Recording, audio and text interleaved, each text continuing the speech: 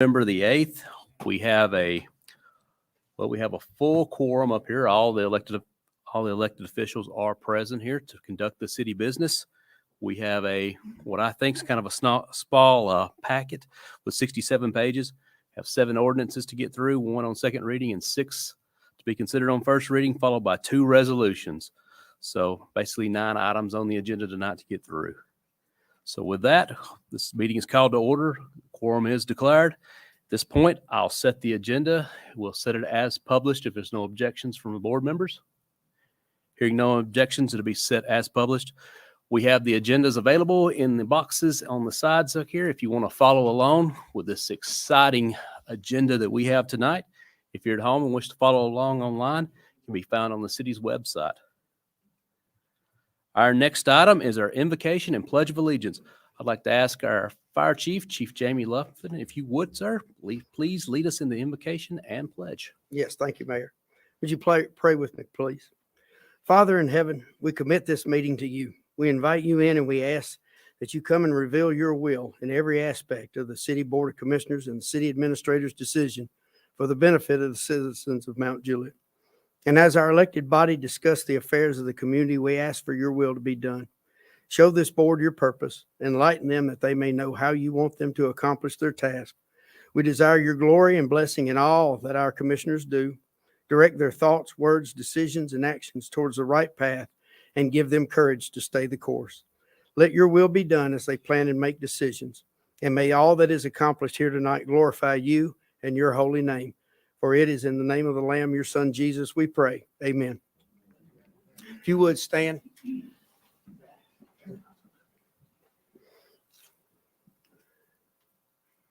Y'all want to start it? Allegiance to the flag of the United States of America and to the republic for which it stands, one nation, under God, indivisible, with liberty and justice for all. Thank you. Thank you, Chief. Next item is approval of the minutes. This is from the Board of Commissioners, the regular meeting that we had at 10:20 on 10/25 last month. Is there a motion for the minutes? Have a motion and a second. The minutes are on the floor, on the floor for discussion. So, or not additions, corrections. Commissioner, is this it from the email? That's the email.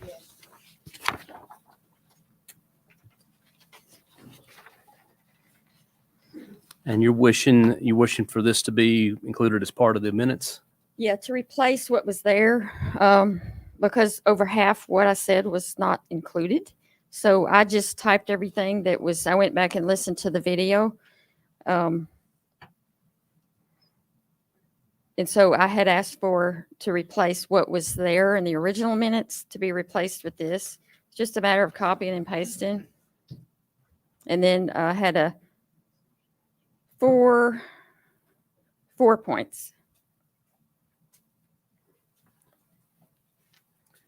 Okay, I'm just a blanket statement here.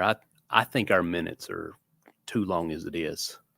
And just going by Robert's Rules of Order, we're supposed to be capturing the actions of the board, not the direct comments of the board. And you're following, I think, the correct procedure if you wish to have something included with the minutes is to bring it before the board for inclusion on this.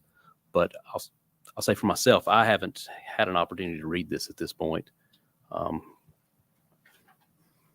you want to defer? Yeah, I would definitely entertain deferment. Let's hear from Commissioner Hefner. Yeah, I would just like to know what because I haven't had a chance to read it either or compare it back to the video. So not that I'm not believing what you're saying. I just have not had a chance to reconcile this against the video. So if we can get a deferral on this to give me an opportunity to see what has changed. So yeah, it's on packet. 1 is on packet page 9. 2 is packet page 11. 3 is packet page 14. And 4 is packet page 15. Okay. And I agree. I know that word for word. I mean, who wants to do all that? And it's so hard to sit over there and capture everything. But if over half of what I said is left out, because some things I say intentional, that's for the record, that need to be included. So if some of the wording wants to be taken out just to have the message there, that's fine with me. Commissioner Trevette? So, Commissioner Hefner, so you put a motion out there for just to defer it, just so we can come back and double check this? Yeah, for me personally, I would Okay. like to defer it. Well, I'll second it, just so I can go back and actually just validate if that's okay. So, Sure. Right, we're on the deferment. Vice Mayor?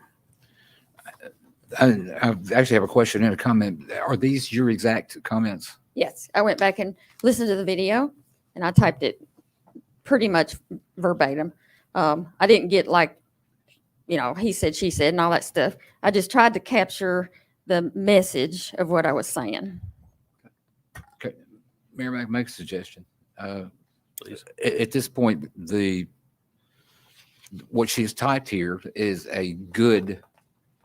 her best recollection based on what she heard on the tape. So what I would ask is these would be admitted as support to the comments of the minutes. The minutes are actually supposed to reflect the exact comments. I mean, you said they weren't exact, but they weren't verbatim. I don't think is the way you put it. But Well, so I mean, what I would ask is they be included in the minutes as support to the comments that were in the minutes, okay. rather than replacing. I would say that this would be added as support, as a supportive document. And that would still be, if, like, the next time it comes out, it would be included, like, Yes, ma'am. okay, Yeah, it's just a support document to what Okay. you're saying. You wanted this included in the Yes. minutes as a support document to what was actually captured. well, yes and no. I just retyped what was already there, which was just this much. So I took what they had in the minutes and then I went back and listened to the video. So I included that in retyping, listening to, my comments. So these include what was initially in the minutes. So it really wouldn't be a support. It would just be a revised comments, I guess. Well, again, though, when we have the minutes and they're put into place by the city recorder, they do, I think it's not a verbatim, obviously. Yeah. They just take the gist and put that into the minutes. So again, what you're asking here is something, we've done this in the past, but what we've done is just asked that it be included as a support document as opposed to being a replacement to what the city recorder has put down as the minutes. I'd ask Mr. Marchetti if is that a good description of? Yeah, and to be clear, minutes are not a recording Correct. or a verbatim or transcript of what goes on at a meeting. It should capture the primary motions. It should capture who was in favor, who was against. And if you want to put a sentence or two of an explanation, that's fine. I agree with the mayor. Our minutes are entirely too long, but probably half the corporations that I deal with have minutes that are way too long. It should capture that. And then if you've got reports that can be supplemental to that. Plus, we've got recordings Plus we have of everything that goes on as well. While it's fine for y'all to defer, I know y'all got enough to do, but it is not proper to change these minutes to reflect Commissioner Mullally or anybody's comments or monologues, et cetera, and so forth. Would it be appropriate, though, to add this as a support document to the minutes, just as an addition, It can be inclusion? introduced in this meeting as it was accepted. To go on the next what is the minutes, worth category. to go on these minutes we're debating, or the minutes for this meeting? The minutes of this meeting said this was submitted as So then we'd have time to review. correct. Okay. But I think what we've got now, though, is a motion to Defer the existing minutes one meeting. Is that the motion? One minute. I still would like to review them. I mean, that's because I heard you Understand. say that you didn't, that you kind of weren't exact. So I would like to review Well, that. I tried to avoid every single word. I mean, I understand why that wouldn't go in there. So I tried to keep it as little as I could, but yet still have the message. Yeah, that, I mean, we've had meetings in the past where, before my time, I'll say, where court recorder was brought in to actually dictate everything that was every word spoken. I remember that vividly.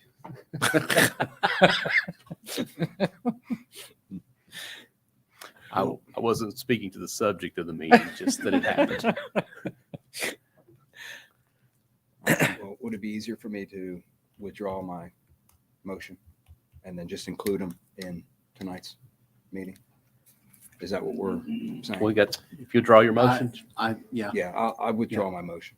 Yeah. Commissioner, would that accomplish the same thing? Just include them in tonight's meeting? That way they can be reviewed by everybody? Well, I would like them in, for example, if something happens in the future and I want to go back and look at some minutes, I want to read them in the meeting where they were. So is what you're saying that they would not be recorded on the August 25, but they would be recorded on the November 8th? November meeting? 8th meeting as Okay. a supporting document. Yeah, I don't like that. I would rather defer and y'all can read over them and then come back and then readopt the minutes for 10:25 minutes at the next meeting, if you want to read over them. Great. And if you want to go back and listen to the video, you'll see exactly I what don't is in doubt the your video. word. I just want an opportunity to. So then we'll put it back on the table? Well, the minutes are on the table right Yeah. now. So Yeah. we're either going to vote to adopt this, or we're going to vote on the minutes or defer them. That's our three actions. So Commissioner Mullally's asked to adopt this. I didn't hear a second on the adoption of it. So it dies for lack of seconds. So then we're back on the actual minutes as they were produced. Well, I motion to defer then. Have a motion to defer, I'll second. and we have a second. So we're back on deferral for one meeting of the minutes.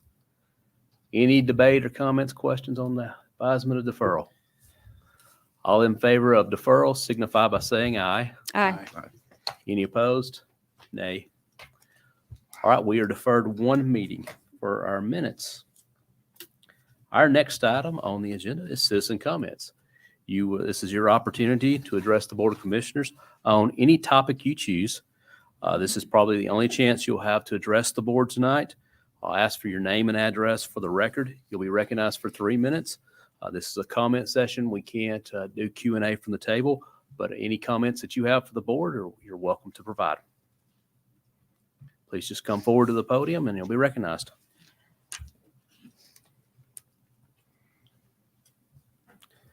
Name and address for the record, please. Darren Cunningham, 1401 Fairview Drive in Mount Juliet. All right, sir, you're recognized for 3 minutes. There's an item on the agenda tonight. It's a subdivision on South Green Hill Road. And that is a piece of property that I am purchasing. And I want to give you guys some information on what my intentions are behind this property before we can vote on it this evening. We've got a subdivision there, and the intention is to come in, and these are larger lots, as you'll see if you've not seen them already, to build a luxury product here that is in very high demand in Mount Juliet. So in Mount Juliet, we've been trying to evolve over time with things like 4 sides of brick and stone. The intent behind that is to bring in more of a luxury product and continue to reshape the city that way. This is far more than that. These are very large lots. And if you don't know that land, and things you can't see when you look at these papers it's rock. It's all rock. So we had to get annexed to get public sewer because you would never do septic on that site and have any homes over there. Now with that, it's also very expensive from a development standpoint to develop on rock like it is, which is okay because now the city of Mount Juliet can support a very high-end luxury home, which is what's the only option to go there. My best estimates as a real estate broker would be that these are going to be homes around the $800,000 mark to start, upwards from there. So that's kind of in general, that's what's the plan is there.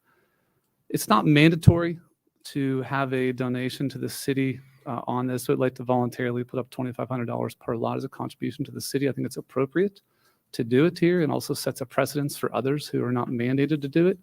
But I think it's appropriate to do it. And there was a recommendation to put a solar-powered flashing traffic signal at the brow of that hill, at the crest of that hill, which I think that is also appropriate as well, because there are other subdivisions over there that are currently in place, and they have ingress and egress to their subdivisions that could benefit from the light that we're putting in there as well. So it would be beneficial to not just ourselves, but to other subdivisions, and of course, just the traffic coming up and down South Green Hill Road. So I might be forgetting something, so I'm not going off on notes, I'm going off on memory here, but I think that's everything I wanted to say about that. All right. Thank you, sir. You're welcome. Anyone else for comments for the commission?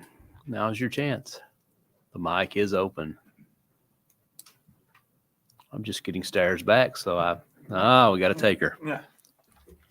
Name and address for the record, please. Matt Gardner, 4603 Skymont Drive, Nashville. Want to speak on a proposed planned unit development at 555 Pleasant Grove Road here in Mount Juliet. Wanted to, I've met with many of you on all of this, and we've been working with Pastor Andrew Wharton. That's the property adjacent to the Church of Pleasant Grove. It's great to speak in front of this group again. We were here several years ago for our Vintage Station North project. And we look at this project as a step up and a continuation of the success that we had at Vintage Station North. At that project, we had tremendous success with the luxury apartment community with accenting retail and office uses. At Village at Pleasant Grove, the office and the retail is the foremost portion of the project, not just a token amount to satisfy a zoning requirement. We're working with several high-end retailers, restaurants, and office tenants to really tailor the project to their needs, the restaurant house parcel, the office building, et cetera. But the heart of the project is really the central community gathering space that you can see on the site plan. It's anchored by a water feature with a fountain, multiple patios, all anchoring towards that central village green. And the idea is for that to be a community gathering space. Think, movies in the park in the summer, live bands, really activate that space. The whole project is designed to be very walkable, very green. You park once, you walk to the office, you walk to the residential, you walk to a restaurant.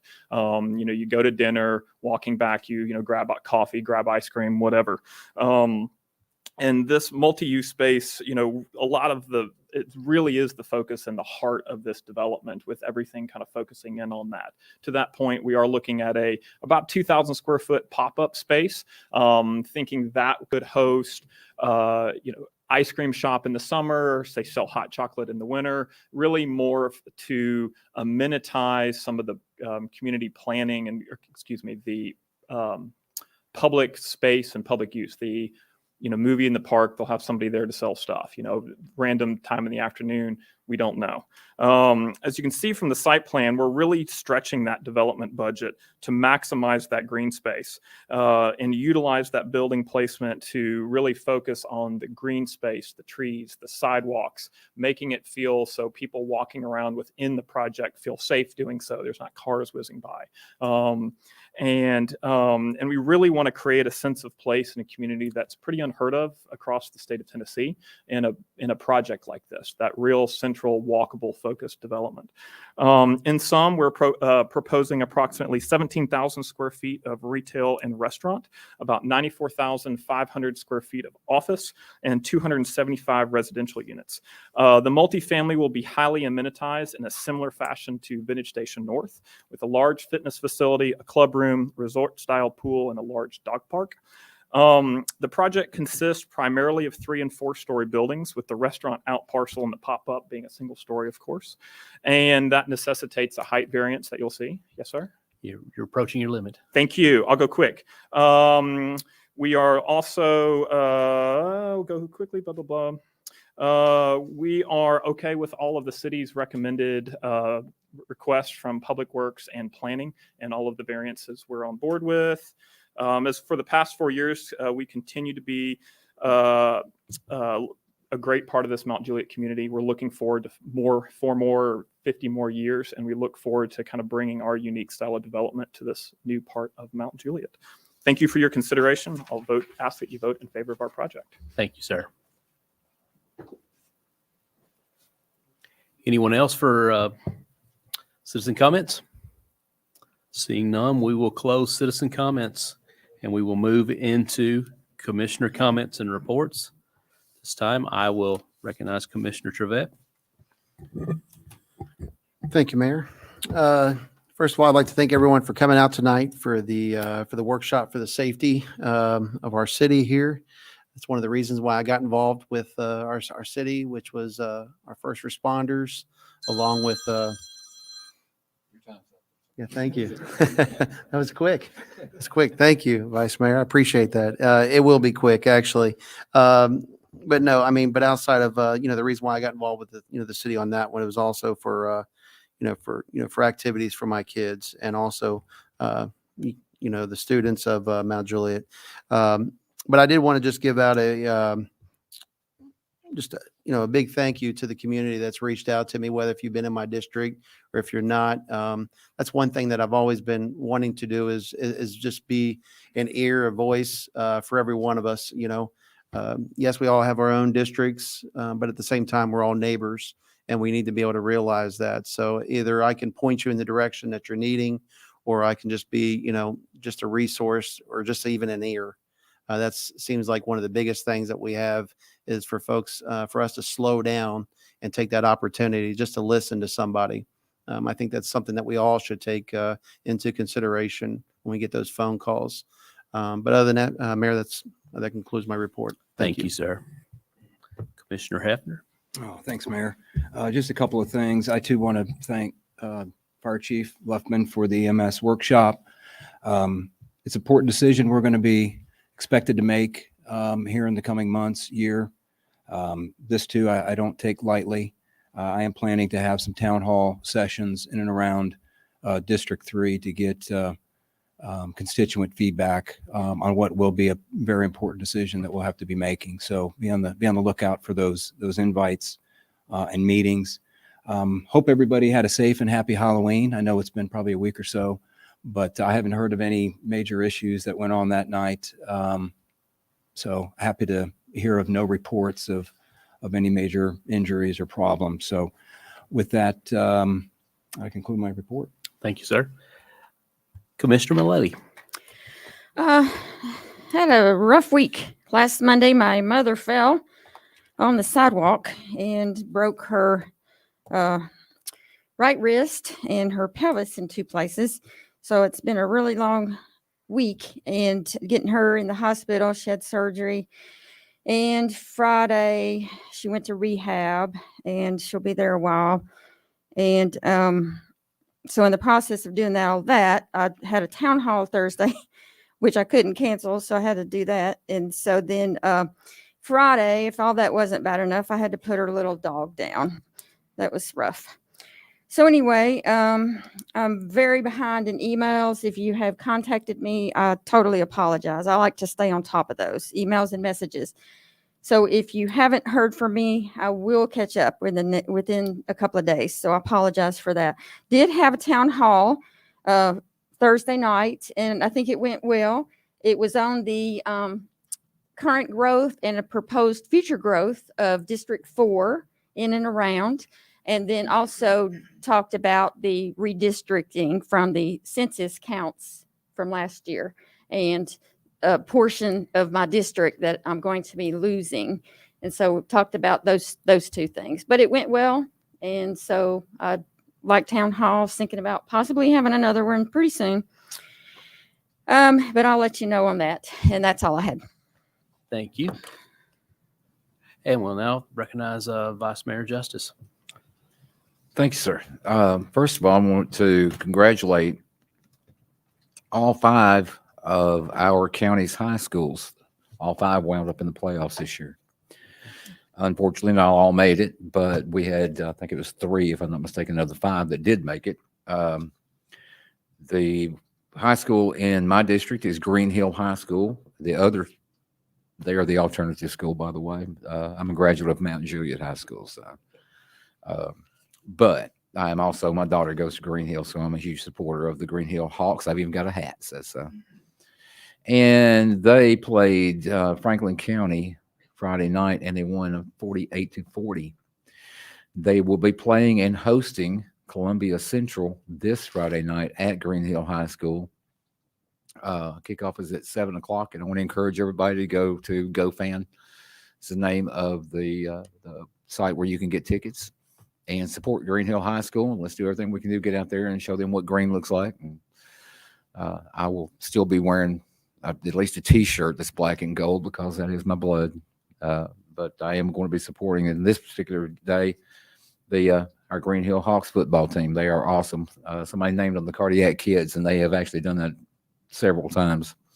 Myself and Commissioner Chabet and our mayor were at one of the games recently where we were getting drowned in the rain, but we all three stuck it out to go out there and support the teams. So we had a workshop just before this meeting where we were talking about the emergency medical service that we are provided by the county, and the fact that they are making plans to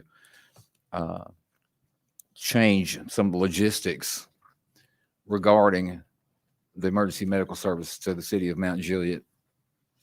And we have tried to negotiate with them, all in good faith, to get them to keep ambulances in the locations that they're at. Those negotiations have not been fruitful.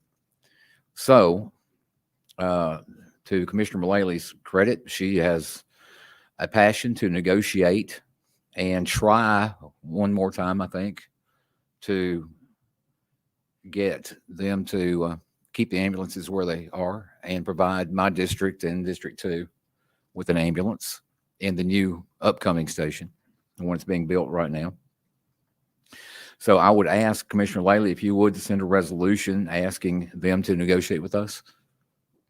I'll let you send it, and I'll tell you why here in just a second, because I have a resolution that's going to be coming to the next agenda as well, mainly because I don't have the passion or the patience to deal with them anymore. The emergency medical response that we have to the citizens of the city of Mount Juliet is paramount to what their financial needs seem to be. For some reason, they don't feel like, and you pointed this out earlier, that our needs are important enough that they can dedicate an ambulance or ambulances to our city. So I'm asking the city fire chief, by the way, an excellent presentation for you and the deputy chief both.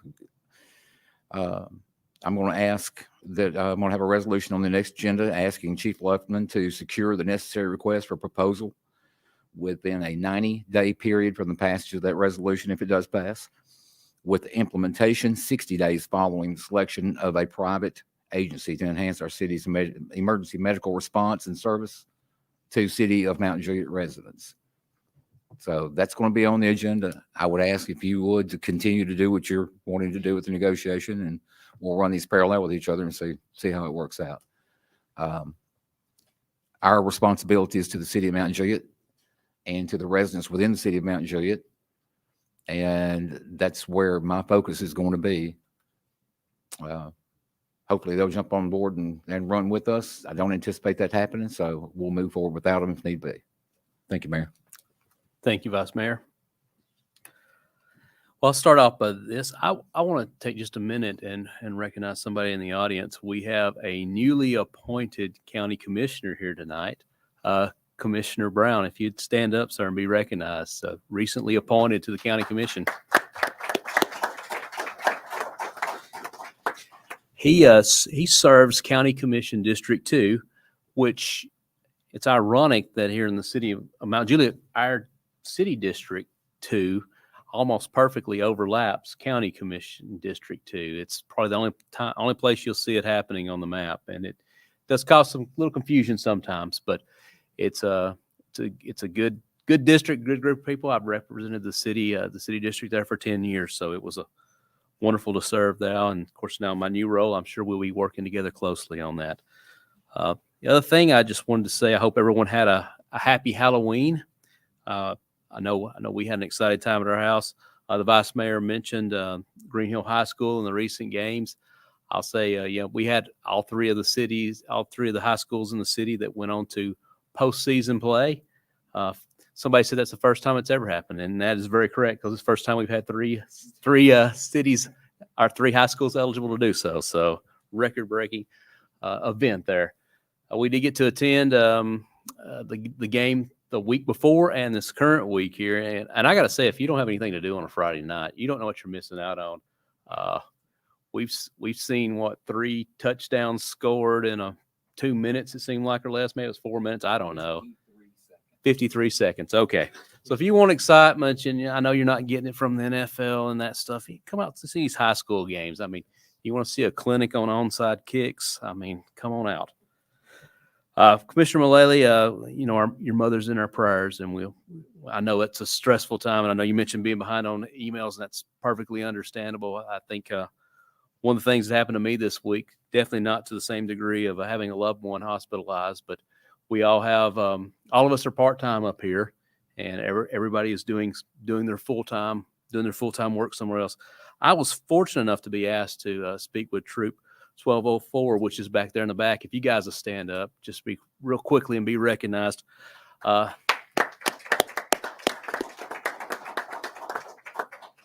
was asked to come out and speak with them about, they're trying to earn their citizenship badge. And one of the things that I did was show up a bit late, and which is one of the things I run in. And one of the questions they asked, they said, questions about what's the mayor's office, what do you do, and all this stuff. And I was like, well, I have a full-time job. And one of the reasons I showed up a little late, I was commuting from Franklin. And I thought if I left at 6 p.m., having a full hour would get me there. But what I didn't know was TDOT is doing a wonderful job repaving I-40, and they have it down to 1 lane. So with that, I apologize for being late. But one of the questions was, what do you do? And some things like what you're saying, it's easy to get behind. And all the members up here, I think it's safe to say that all of our commissioners are just above volunteers up here at this point. So, well, anyway, thank you everyone for coming out. And with that, I'll recognize our city manager for his comments. Thank you, Mayor. I also would like to thank everybody for coming out tonight as well and for participating. And I'd like to thank our scouts, because if you drive around Mount Juliet, all over the place, you see Eagle Scout projects that have been put in over the years. That comes from these troops that grow up and obtain these different badges they've got to attain, and then eventually move on to Eagle Scout projects. So I want to thank you all for what you do, because they do some mighty good work. Commissioner Hefner had also mentioned Halloween. It went well. It's extremely safe. And for those who've been here a long time, or maybe a little long in the tooth, as they'd say, I remember back years ago that every morning you'd come out after Halloween and nearly every yard in Mount Juliet would be rolled. And I don't think I saw any yards rolled this year. And I was trying to figure out why. And I think we know the reason why is that toilet paper became very valuable a couple of years ago. So we don't tend to waste it anymore. So it's a win in a way, but we take that toilet paper very serious at Mount Juliet. So I was glad to see that. I'd also like to say there's been a question about our clock tower here on the corner of Mount Juliet. How many people are familiar with Back to the Future, the movie? I know sometimes some people like it. For me, I remember it, but maybe a lot of the young folks don't. In that movie, there was a clock tower that was struck by lightning, and that ran the power down to the DeLorean, I believe it was, that shot off into the future. Our clock tower, unfortunately, suffered a power surge. We think it was lightning. We're pretty sure it was lightning. So if you see it stopped at about 5 to 10 minutes till 1, and you wonder if the batteries have went dead, it's not the batteries. It was a lightning strike. But we're having a really difficult time getting the pieces part that it takes to fix it because of some of the delays with receiving parts and things of that nature. So I just want to get it out there to folks so you can share it with your neighbors and all, that we're aware of it and we're trying to get it fixed. Also, our traffic signals, if you notice, traffic has been a little bit worse than normal. We realize that traffic can be dense at times in Mount Juliet, Tennessee, especially around school zone and rush hour. But one of our traffic control boxes up at 40 by the Waffle House was struck by a vehicle, and we call it the Leaning Tower of Mount Juliet because it is leaning. And it damaged a lot of the goods in there, as our city engineer will tell you. So those parts are on back order as well. So it hasn't been functioning quite 100%. So if you suffer some delays, it's a little bit of that. I'd also ask that everybody would shop local, because a lot of these businesses go out of their way to open up their doors. There's no better time than this time of year with holiday season coming up and Christmas shopping. A lot of people are starting that early. So please continue to shop local. And then last but not least, We have a very sharp young man that's standing just over my right shoulder here and behind me. His name is Seth Smith. He's an MTSU journalism student. I believe that's right. Sharp looking young man. And so he's here doing a project tonight. And this is a perfect example of our future in this country. These young men like this that are out hustling on a Monday night doing these school projects in Mount Jewett, Tennessee. So very proud of you, young man. And you got a very bright future. And I was going to introduce him to Mr. Justin Beasley, who is our public information officer that also had a journalism degree. And it was pretty neat because they're both MTSU students. So congratulations, you young man. Your mom and dad should be very proud. And Mayor, that concludes my report. I'd like to thank this elected body and the staff as well for all that you do and the citizens to make Mount Jewett so great. And I see the Vice Mayor up there making a Thank you, sir. I think we could summarize it as lightning strikes and automobile strikes are not a good mix right now. Exactly right.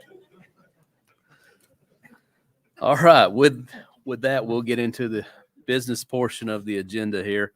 We have nothing on unfinished consent, so we'll move to unfinished business.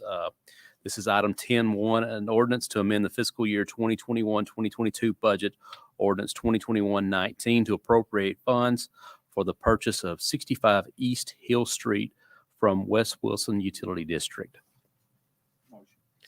Motion and second. The item is on the floor. Any discussion? All right, I'll just add, did receive the fiscal note from our finance director. Just to summarize, I believe not putting words in your mouth, less than $5,000 a year anticipated in ongoing cost, insurance, utilities and stuff. So, all right, with that, all in favor of the ordinance as read, please signify by saying aye. Aye. Any opposed? That passes unanimously. Next item under new business 12.1. An ordinance to rezone from CMU to CMU Plan Unit Development PUD and adopt the preliminary master development plan for the village at Pleasant Grove, being located on Pleasant Grove Road, map 76, parcel 37 and 37.01 in the city of Mount Juliet, Wilson County, Tennessee. Have a motion and a second. The item is on the floor. Any questions, comments, or discussion on this? Commissioner Mullally? Oh, just a couple of questions. What is and I was looking in here, I didn't see it anywhere. What's the average square foot of each unit? Yes, ma'am. It'll be similar to Sir, can get you to. Yes, ma'am. It'll be similar to our Vintage Station North project. That one, if you take out the townhouses, because we're not proposing townhouses for this one, it's about 875 square feet. We've not fully designed each one of those units yet just because of where we are in the process. But similar projects we've done in Middle Tennessee, including Vintage Station North, they run in that 850, 875 square foot range. All right, and you're asking for a 10% variance? 10%, yes, ma'am, on the facade. So on that one, was one of the comments I skipped earlier. So thank you for bringing that back up. We are looking at utilizing a white brick with accents such as metal panels, things like that, to not just be all brick, to do things that kind of highlight it. In comparison, Vintage Station North, I think, is like 30% not brick. So it'll be much more full brick, but we want to be able to use storefront and some metal panels and things like that to accent the brick that are candidly more expensive, but we think present a better overall facade and overall appearance. Okay. Let's see, the clubhouse and playground, that's going to be added because staff asked for that to be revised. Oh, well, They're actually going to provide a dog park or other type of facility in lieu of the playground. okay. And on the sidewalks, that was not provided. But this is going to be revised. Well, to- that was we didn't show it on the plans, but we fully intend to, as I said, we want this to be very walkable and we Okay. want benches and everything. So we'll add, have more than the code requirement of all of that. It's just the preliminary nature and candidly the scale of the plan, you can't really tell. So that's absolutely, we're going to comply with all of those. Yes, ma'am. We do not anticipate a variance for that. Okay. Now, on the roads, a left turn lane into the site on Pleasant Grove, reworking curb and roadway. Is there any request for and I know that also the left turn lane on Central Pike at Pleasant Grove Road, that's a much needed Yes, ma'am. spot right there.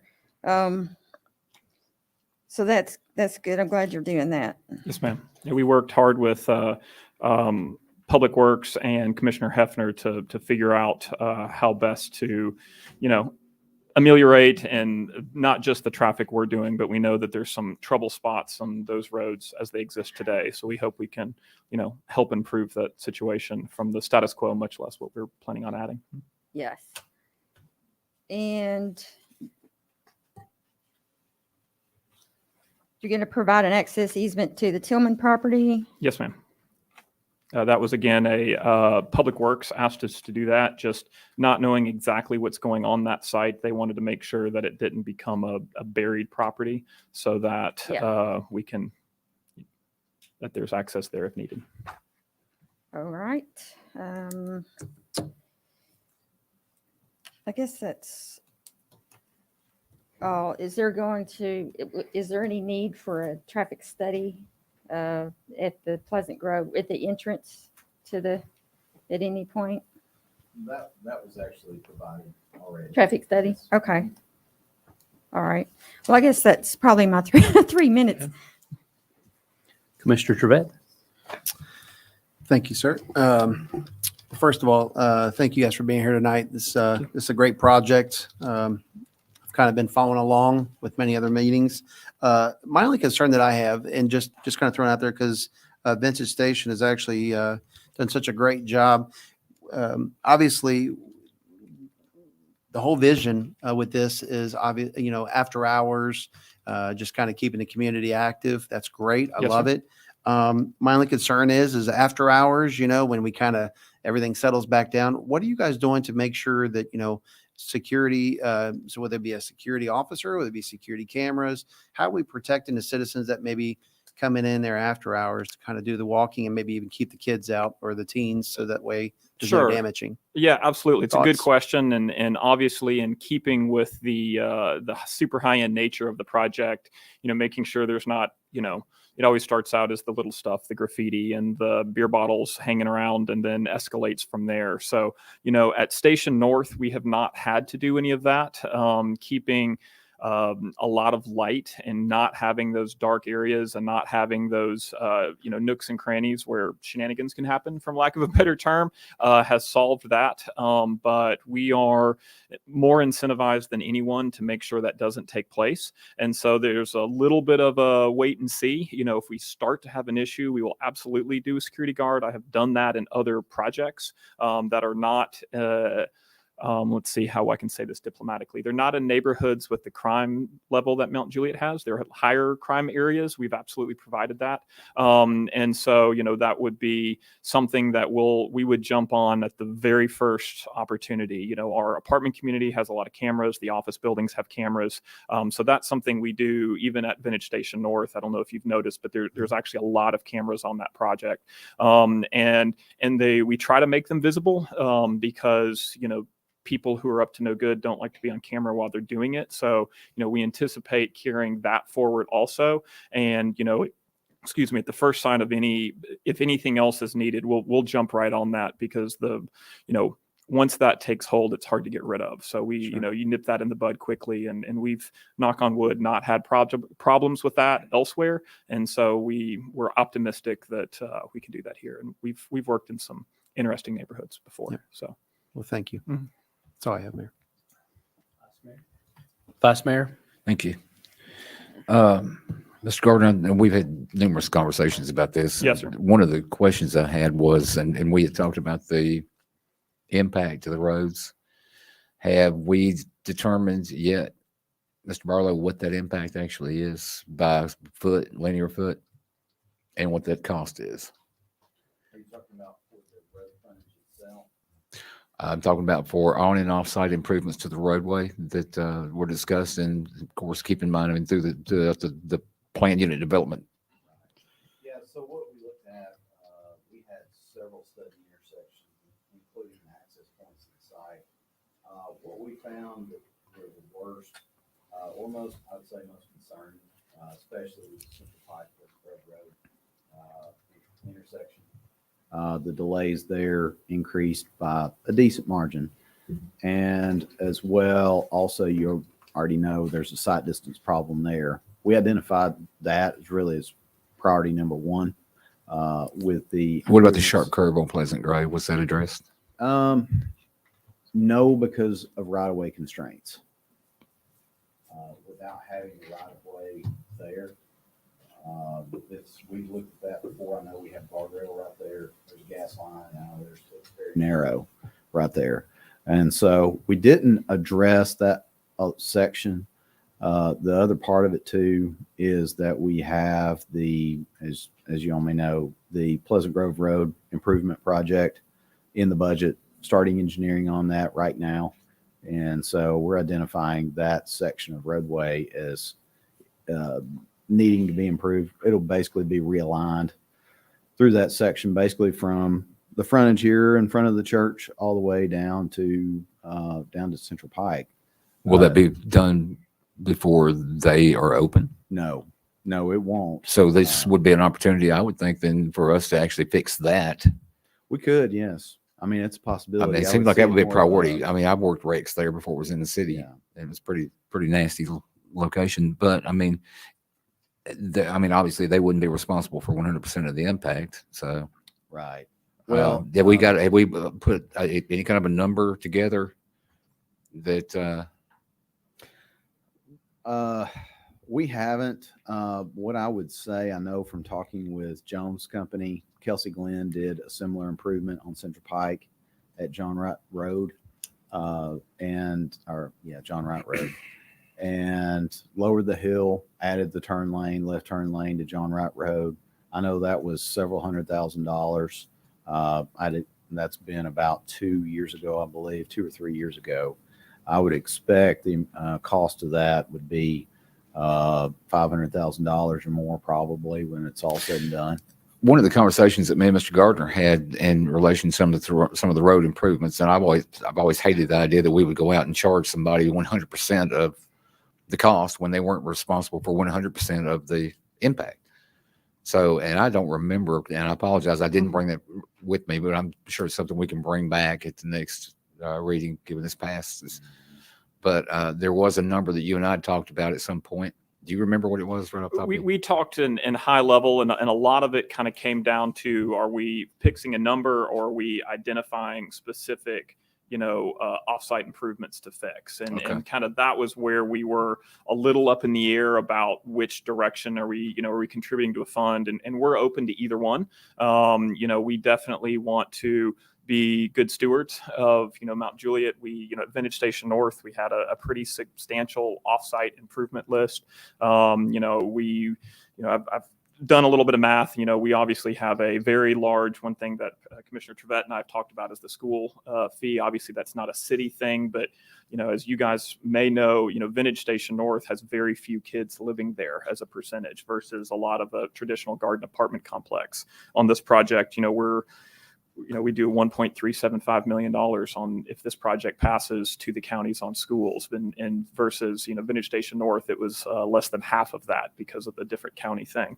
We're looking at, we've got a budget that we kind of had put together based on some of the conversations that Public Works and Commissioner Hefner and we had talked to, and we're a little bit higher than Andy's number that we'd been kind of carrying. If we're doing pure offsite, here's the work that we need to do, much like we did at Station North, versus, hey, we don't need you to do some work. We've got this bigger project and want you to pay into. So, we're happy to keep having those conversations and figure out what the city wants us to best do, kind of going which way to go forward. I would just ask if we could, I mean, again, this is voting on this first reading tonight. And so what I would suggest we could then is to go back and revisit those. And so we've got a definitive number that we can address at the next meeting, at the second reading of this. So. Absolutely. So that's all I've got, Mayor. Commissioner Hefner. Thanks, Mayor. I want to speak to the road improvements. Private sector fixes roads a lot faster than the city can. I mean, I'm not hiding any facts here. So my preference would be to have the developer make the road improvements on that hill and take that hill out. Yeah. As opposed to paying in and then the city getting around to it and whenever. Absolutely. Absolutely. I mean, So- we threw a rough number at it, not knowing, what's under, is that rock? Is that dirt? Obviously, there's a pretty massive cost difference between the two. We threw about a $2,500 a door cost to that number. To kind of go back to Commissioner Justice, your cost, that puts us at $687,500 is what we, kind of looked at doing the scope that we've been talking about. Right.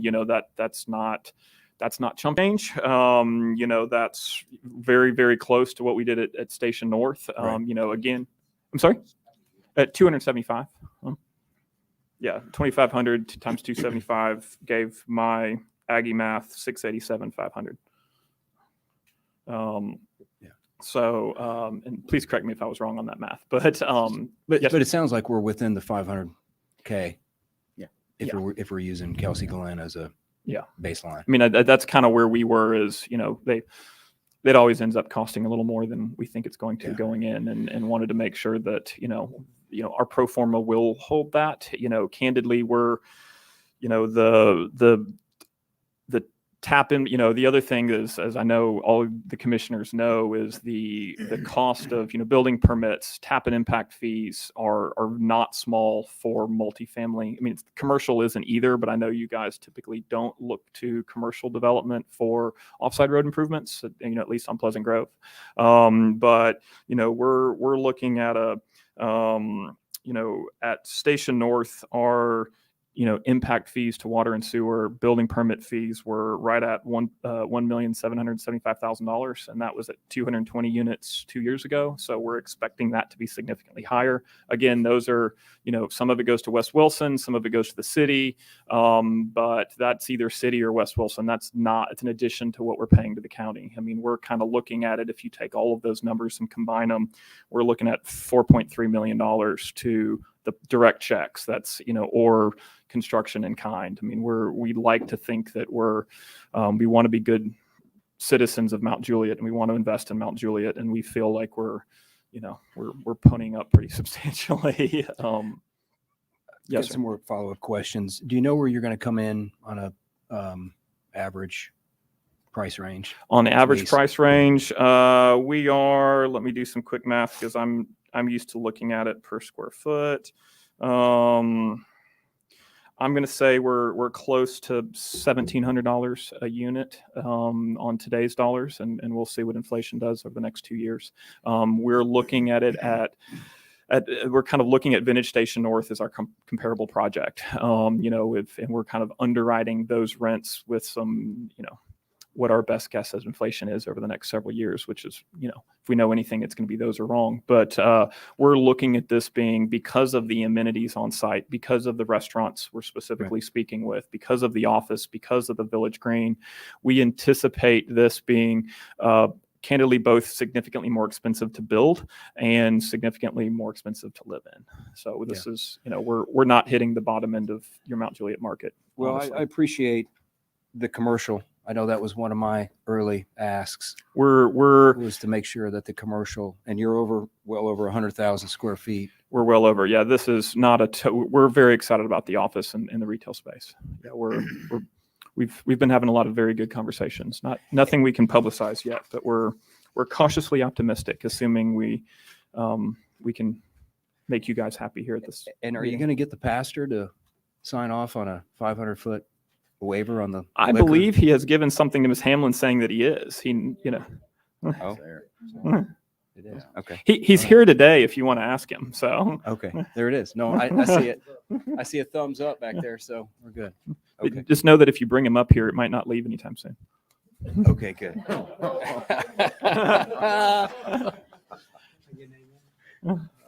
That's all I have for now. Thank you, sir. Reserve the right to come back, but thank you. I got a question for our city planner / recorder tonight. When we, and I should know this already, but when we do our CMU, is the 90-10 minimum split, is that done by units or square foot? It's by units, is it not? So if you do a site, it's based on the square footage of the entire residential. If you do the building, it's by the building. They have chosen to do a mixed use site. So it's based on the whole site. Gotcha. Thank you. I thought he was trying to talk. And we are well within that on this project, and Yes. Most of our footprint is actually commercial. yes, and it's very nice with this. And I think when we talk, my biggest concerns were what I think everybody's hit up here on already, which was the traffic on this. Sure. I did, just one thing to point out on the maps that were provided. On A4, your northern road does not connect all the way through, but then on C1, it does. So assuming we plan for 2 connections. Yes, sir. We, my apologies for that. It was a graphical error is what we'll call it. I get it. But that is the intention, to have those be fully connected. And, we candidly are looking at the one on Pleasant Grove Road, the one that currently involves a little bit of off-roading according to the map, to be the primary entrance. Perfect. Vice Mayor. There were a couple of under waivers and variances, and I've got 1, 2, 3, 4, 5 with a letter from the pastor. And then there were 2. Those said staff supports. There were 2 in here, number 4 and number 5. Number 4 and 5 that the staff did not support. Is this, are we asking for variances on this, or in this particular ordinance, or is that? Well, actually, may I speak? Okay. Okay, get you on. I responded to Ms. Mullally comment about the bedrooms. They're actually going to provide a dog park or similar in lieu of that playground. A playground is required in multifamily, so they're not addressing those types of, that wouldn't be their type of user, somebody that would need a playground. So they would like to provide a different amenity, and staff would support that. That just was not brought to us before the planning commission when the staff report. So I guess my question then, or where it says on number 4, omit the inclusion of a playground per the requirements of 5-104.1, staff does not support that. Are you saying that the staff would support support it? something different? Yes, I'm sir. sorry? Staff would support a different amenity in lieu of the playground. So being the dog park? Yes. So would that require us to make an amendment to this particular document, or is I haven't seen it elsewhere in here. So. Well, you're looking at the staff report, but in the ordinance, if it's okay with you, Yes, ma'am. when whoever makes the amendment, just include that you support a dog park or a different amenity in lieu of the playground. Okay, all right. And the applicant has committed to number 5. And number So 5 that's- being omit exterior seating areas per the requirements of 5-104, staff does not support. And so you're saying that that's been changed and they are now going to Yes, sir. continue that. Okay. And number 7, with the alcohol sales within the radius of 500 foot of the church, and the pastor is okay with that. It brings those centers closer to your door, doesn't it? I knew that's what you were looking at. Yeah. Okay. All right. Bring them all right. Yes. There you go. All right. I'm good. Thank you. No judgment here, right? I'm not going there. No. Commissioner Hefner. My blasting. So we've talked about this. Yes, sir. And I was actually on a flight back from Vegas when this was read at the planning commission, so I didn't get a chance to read it or include it. But I think we're only talking about a handful of houses anyways, but 500 feet on the perimeter, from the perimeter to send a blasting Absolutely. notification Absolutely. for a pre and post inspection, and then also reduce the charges from 2 feet per second to 1 feet per second. Yes. State allows for up to 2 inches per second. Yes, sir. So a maximum of not to exceed 1 inch per second Yes, sir. on Okay. that. Happy to comply with that. And the blasting monitoring company, the ones that will be monitoring the blasting companies, I ask that you contract directly with the monitoring company as opposed to them contracting with the Okay. blasting company. We're supposed to be monitoring them. So it's a little bit of a garden hen house. You can do the Can you, 50%. can you make that as a, go ahead and put that in the words of a formal motion so we can vote on it now? Yes, I move, you want to repeat it? Yeah. Amend it. Okay, so make a motion to amend to include 500 feet from the perimeter of the property, a pre and post blast survey notification going out that's certified. Also reducing the charge from a maximum of 2.1 to 1 feet per second. So 2 feet per second down to 1 feet per second. And then also the last was it? The monitoring. One more. The what, I'm sorry? Monitoring. The monitoring, yes, the contract with the monitoring company must be held with the general contractor, not with the blasting company. And I'll second that. Any discussion on the amendment? Commissioner Mullally? Would this also include the apartments, Glass Creek Apartments within that 500 feet? Is that within that? Okay. Mhm. Yes. And the church as well? Yep. Don't want any damage to the church. Well, we know they're within 500 feet, so we'll Yeah. definitely be getting a letter. Yeah, we'll notify everybody within 500 feet. Yes, ma'am. Mhm. All right. Any other questions, comments? All in favor of the amendment signify by saying aye. Aye. Any opposed? So that passes unanimously. We're back on to the ordinance as once amended. Commissioner Mullally? Okay, a couple other questions. I noticed there's not a lot of trees on the lot. How much burning do you anticipate? Burning? Yeah. We don't anticipate any burning. Okay, Well, good. yes, ma'am.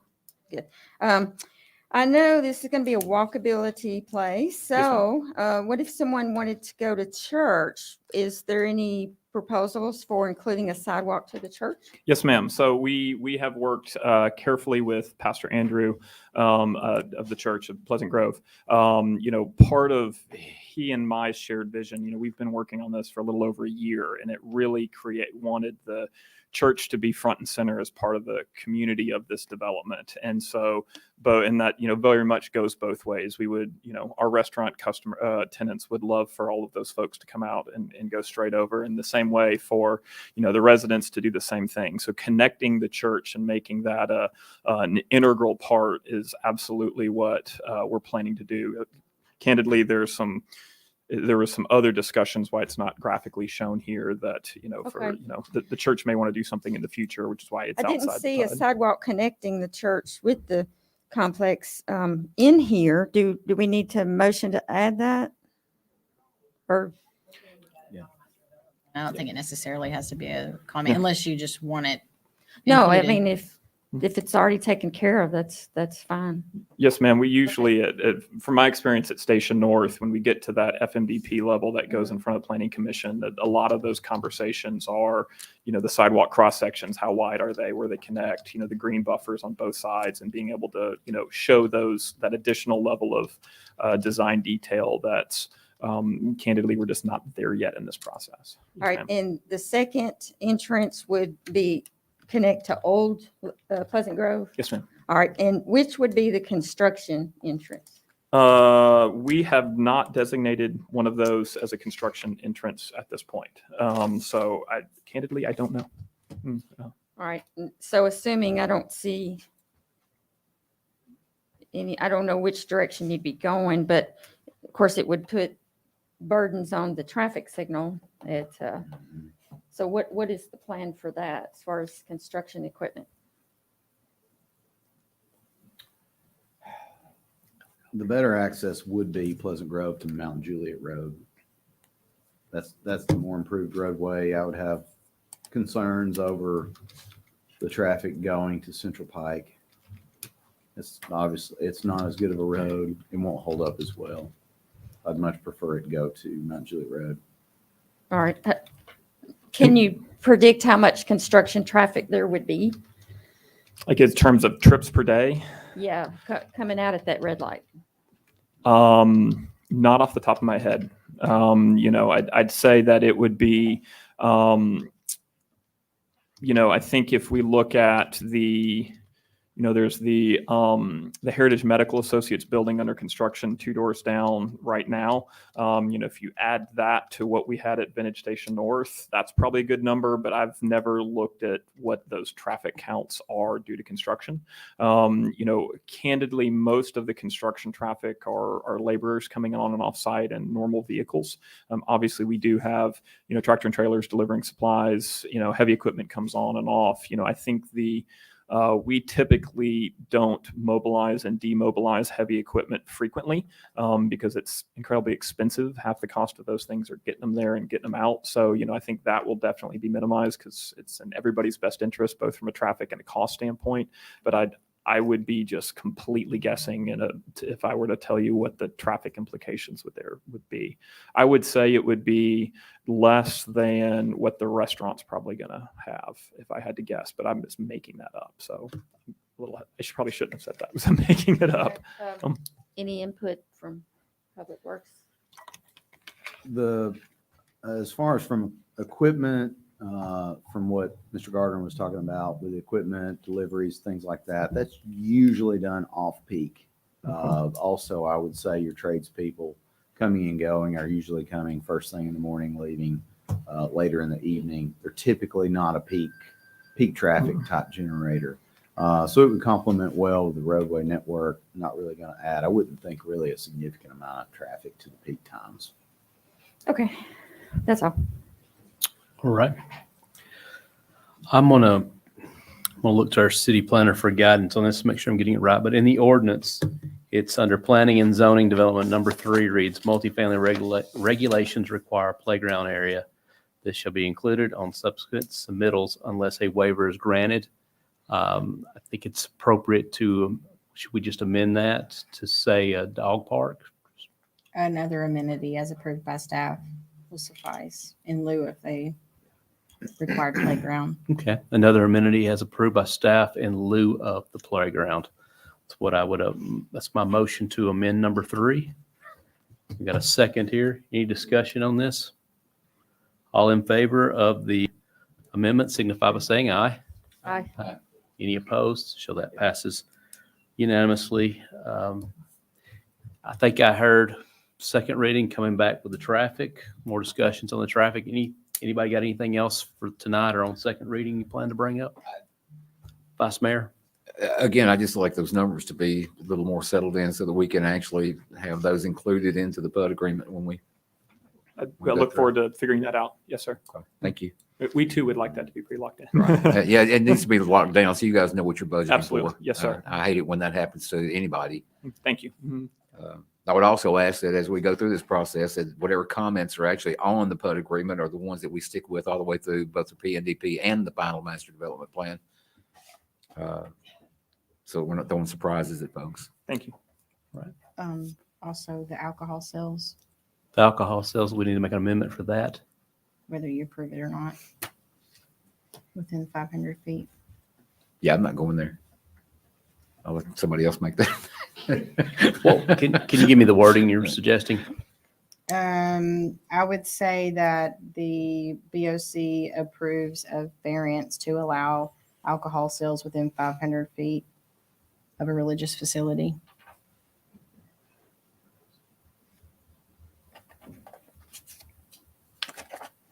All right, I'll make the motion, or unless you wanted to.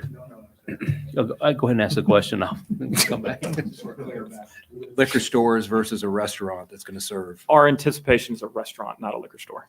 Do you have anybody under contract or lease? Under contract? No. Okay. I'm waiting for thunder. Well, we already talked about burning, so. That was it. No, I hadn't made the motion yet, but just be careful that I'm not the one burning. Yeah, right.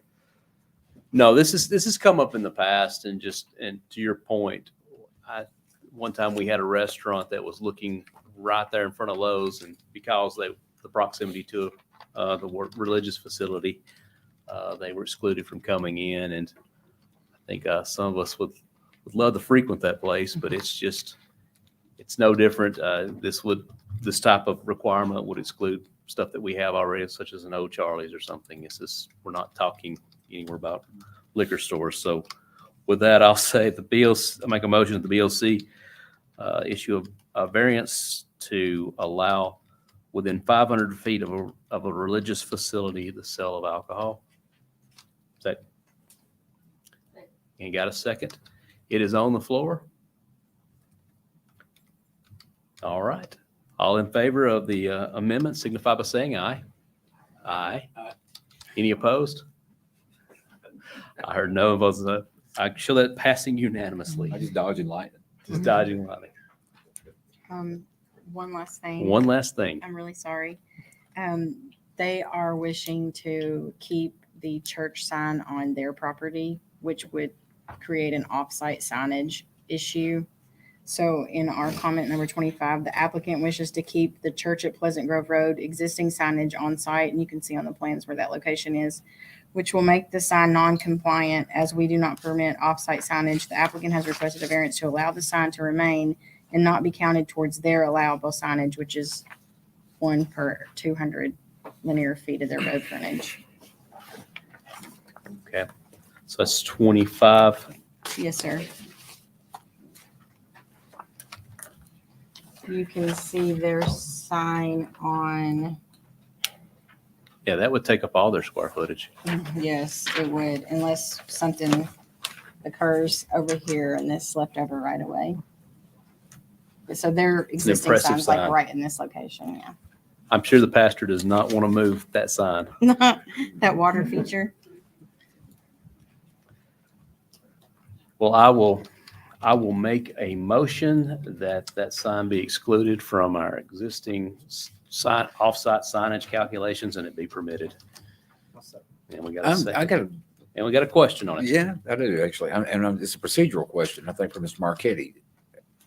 This sign is on the church property currently. They're buying that property. So really, with this PUD agreement,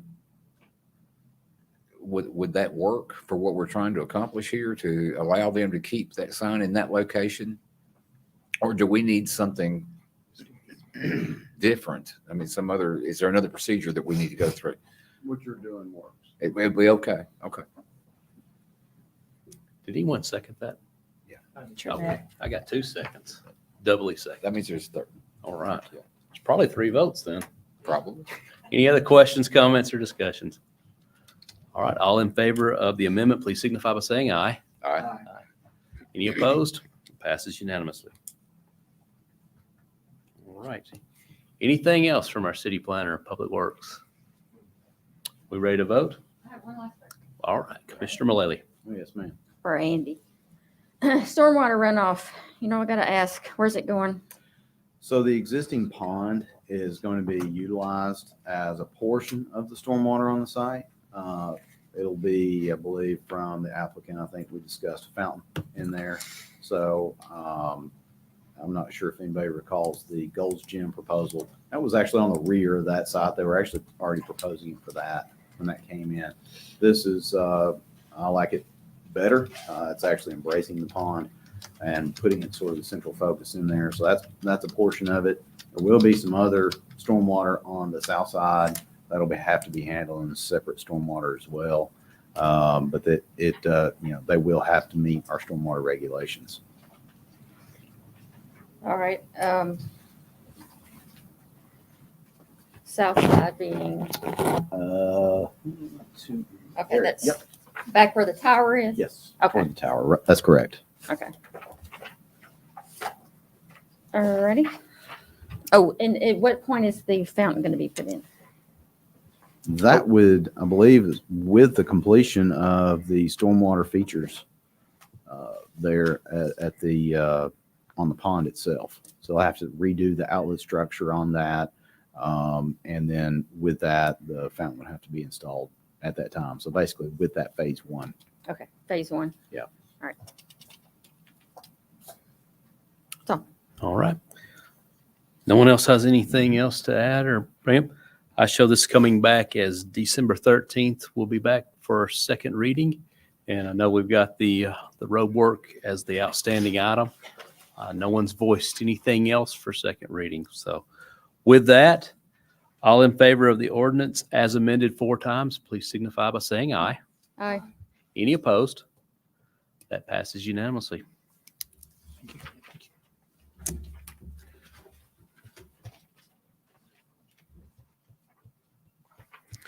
Right, our next item on the agenda is an ordinance to annex into the corporate boundaries of the city of Mount Juliet approximately 10.49 acres property known as South Green Hill Road subdivision located on South Green Hill Road, map 73, parcel 8.04, and located within the city's urban growth boundary.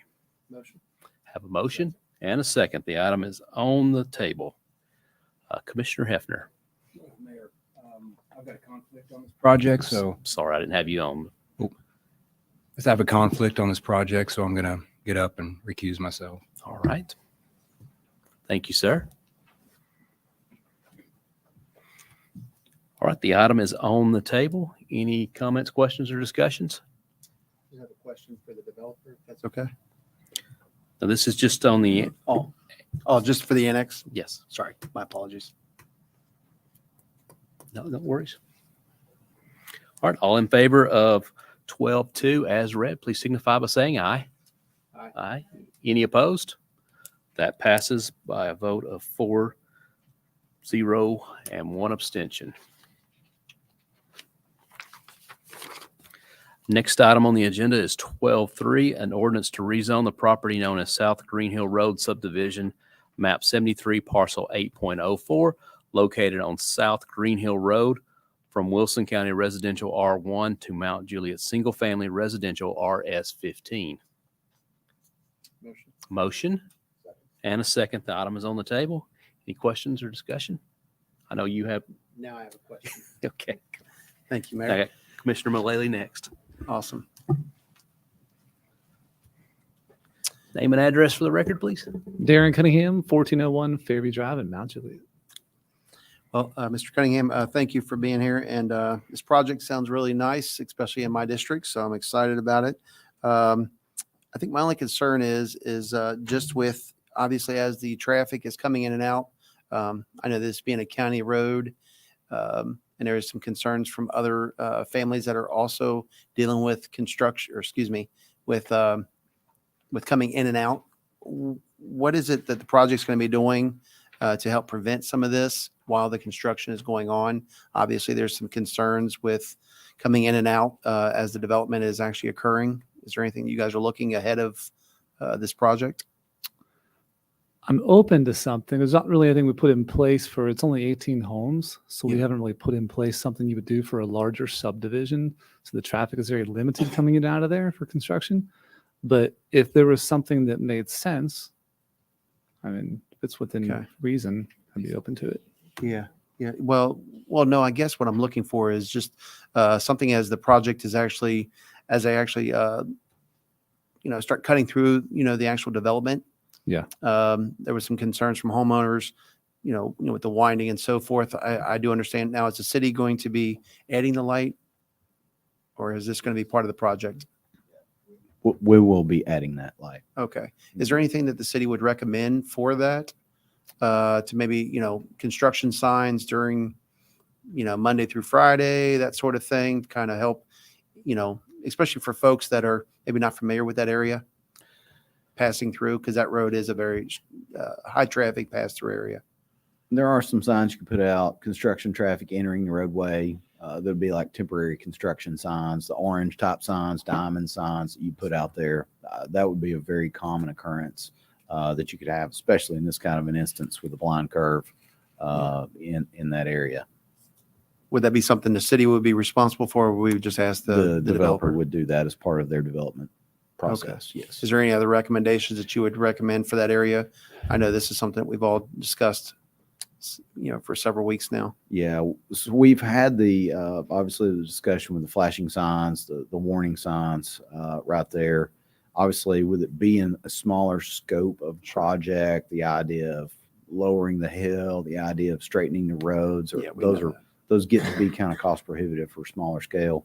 The best things that we've looked at are the opportunities of reserving right of way when the city annexes that section of the road, and probably what we'll look at a little bit closer in the FMDP is to see, is there an opportunity reservation to make sure that we could, maybe the road needs to be straightened out a hair, providing a little extra area for sight distance. That's probably key. You can't change the road, but you can cut back the vegetation to a point to make sure that you don't have any restrictions from trees growing over the road and making it worse than it already is. So what we look at is trying to say, okay, what are those other things that are easy to control? And to me, it's the vegetation, the sight distance, and the right-of-way reservation. Okay. All right, thank you. So it sounds like that we're just looking for some type of signage coming from the developer to better grab, those residents. I know since Commissioner Hefner is not here, he always asks every, developer to think about if we can ask you to look at the requirements for blasting. I think he'll appreciate your comments in his absence. Okay. Yeah.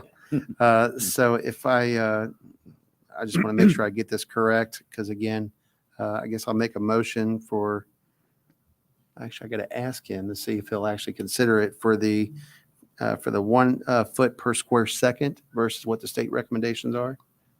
Is that correct? Or 50% of the blasting? I know I was going to mess that up, so I knew. Sure. Interrupt you for just a second here. We're not doing a PUD. This is just a straight rezone. Or do we have any mechanism for doing this? Just asking this. Just if they agree to it, That's all. make it part of your. Okay. So, Do we need to vote on that? yeah, that's what I was going to ask. So we have to, yes, that's what I thought. So you would actually amend the. In the rezone. Sure, So I'll have to make an amendment. to the rezone. Okay, I just want to make sure I get this correct because I know Scott, Commissioner Hefner actually makes that adjustment in there. So I'm going to ask for, I guess, a little bit of help here from our. Pre-blast survey for 500 Thank you. feet. I didn't write it down. And Thank you. 50% of the state, 50% Recommendation. less than the state From 2 feet maximum to 1 shot feet. size. 1 feet per second. Yep. And then the monitoring be handled by the general contractor For pre. as opposed to the blaster. Thank you. And so that's your motion. That's my motion. All right. So we have a motion and we have a second. Thank you. And our City Planning recorder director. stand-in, Gino, how do you want me to word that? Because it's not going to be a condition of approval. No, just state that the developers voluntarily agreed to And that they voted on that. do the Okay. following, yes. Does the developer agree to that? Yes, Thank you. Voluntarily. Voluntarily. voluntarily. Thank you. All right. Any other questions or comments on the amendment? All in favor of the amendment signify by saying aye. Aye. Any opposed? That passes 401 on the amendment. So we're back on the ordinance as once amended. Commissioner? That's all I have, Mayor. Thank you. Commissioner Mullally? Okay. Well, thank you to Commissioner Hefner for recusing himself. Thank you. Thank you for that. You said the voluntary contribution is $2,500 per lot. Where is that designated to go somewhere? Has anybody said that? Anywhere? And Mr. Marquetti may correct me on this, but my understanding is the law requires it goes to the area in which the money is coming from, the development. So, I mean, it has to be in a localized area. If it's an impact fee, it does, but otherwise it can go into the. So if they're just giving us general fund money, or so. Other roads, sidewalks, whatever. All right, well, That's, what about the Is- Public Works Director? Do you have a any suggestion? discussion on that of Actually, Mayor, I've got a where it would suggestion be to fix it. designated? Are you asking me or anybody else? Asking you.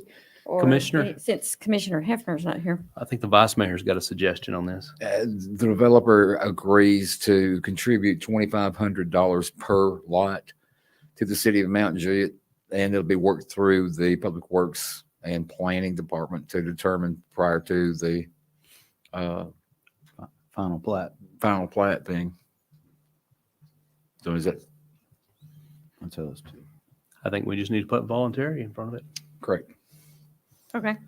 That work? Yes, sir. Yeah. Okay.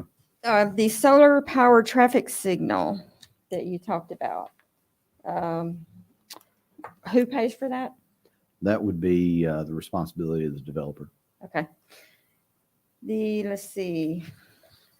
On the detention ponds, would you volunteer to do the 100-year versus the 25-year? The impact of that, the cost of that's outside of my pay grade. But I'll rely on Joe for that. I don't know if that's going to cost me $50 or $500,000. Okay. So, All right. so yes, It Okay. should be I minimal. trust him. So yes. He said yes. Okay. Do I need to make a motion? I think we need to capture both of those as a motion. We got two of them. All right. Can you keep up with those? Because I have a few more questions. And I'm probably going to run out of my 3 minutes, so I'll probably have to finish the next round. Well, that's, unless there's somebody else wants to speak, then I would just say keep going. Okay. But let's get how about we just take these one at a time and vote on them? And that, I think All that'll right. make it less confusing for everyone. And So Vice the- Mayor, could you state that again? Your motion for the 2,500, because I think you've got your second already lined up. $2,500 voluntary payment per lot to the city of Mount Juliet. And it would be used appropriately as determined by staff prior to the final plat. Second. All right, we got that on the table. Any discussion, questions? All in favor signify by saying aye. Aye. Aye. That passes 4-4, none against, and one abstention. Okay. Commissioner Mullally, and your next is- Motion is to, because the developer has voluntarily agreed to do 100-year on the detention pond versus the 25. So I motion to have that amended. I'll second. Any questions or comments on the difference between the 25-year detention and the 100-year? All right. All in favor of the motion, please signify by saying aye. Aye. All right, that All right. passes 4-0-1. Okay. I noticed there's a lot of trees on the lot, but then again, there's a tree survey that we're doing. You're obviously going to have to get rid of some trees. So how much burning do you anticipate? I don't have a plan for burning. I don't have a plan not to burn. We haven't gone You plan down. not to burn? I don't have a plan to burn or not to burn Oh, at this point. Either one? Yeah, we haven't gone down that road as factoring in burning at this point. So there haven't been discussions about that. All right. When would be a good time to bring that up? Like on the rezone or later when the plan? Plating process. Do what? We could likely handle that during the plating process because you can't really have conditions on rezone. That's, yeah, Yeah, I And think like we're starting. teetering, yeah. you're fast turning this into a putt. Yeah. So, okay. So yeah, should I, You could just make the comment that that's what you're going to request from the development, and we will make sure that it's held to during plating level. I would like to request Chipping Hall, but I know it's voluntary. We can't require it. We've already got like 3 conditions on this Hmm. rezone. We've already got like 3 conditions on this rezone, Yeah. which is not allowed. So, Okay. So we can talk about that later. yes. And I know that your lot sizes range from 11,265 to 49,607, and it talks about a density on the max. And we haven't finished adopting the 10,000 square foot yet. And just so it's on the record, would it be worth mentioning or motioning to have that included? Just not that they're going to go under 10, but just to have it on Well, the just record. speaking candidly, they submitted before that was pending legislation, so it would have to be up to the developer to agree to that. Okay, so otherwise, you have no plans to go under 11,265 for the minimum lot size? No, I've paid a lot of money for this engineering work to be done this way. Yeah. And I have no desire to do anything different than what I'm proposing here. All right, there is an HOA. There will be. There will be. Since this is a rezone, because I would recommend the 10% cap on the HOA for rentals. Would the proper time to do that be here on the rezone or like, no? Cannot ask for that. We're getting into a PUD here.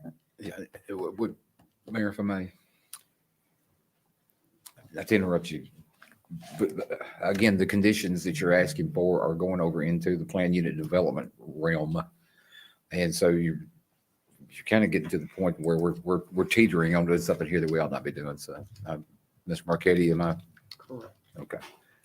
Just a little cautionary there. Make sure Okay. we don't go to the And wrong just, spot. I'll speak here just on that note. There's no demand for rentals between $800,000 and $1 million. It's a non-issue. All right, stormwater runoff. Where's it going, Andy?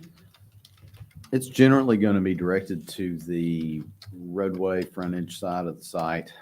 There's a drain, I guess, a branch to Stoner Creek that is on the east side of South Green Hill Road, and that's generally where the stormwater directs toward Virginia Hill Drive.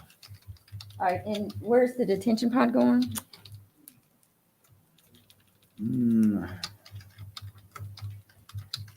Should be toward the road frontage.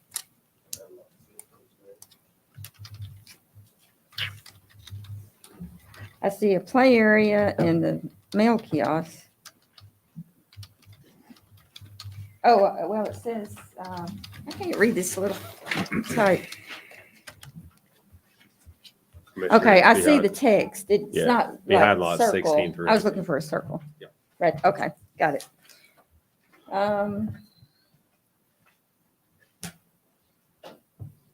Would the cul-de-sac ever would it be a temporary for future expansion? Andy? I think unlikely, no.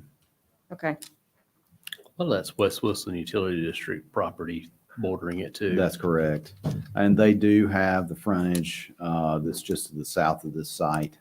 So they would have their own designated access should that ever develop for any reason whatsoever. okay. What would be the average square foot of the home? Depends what the market commands at the point in time they build the houses. If I were guessing today, Mhm. I'd say probably starting at 3,500, going to 6,000. Okay.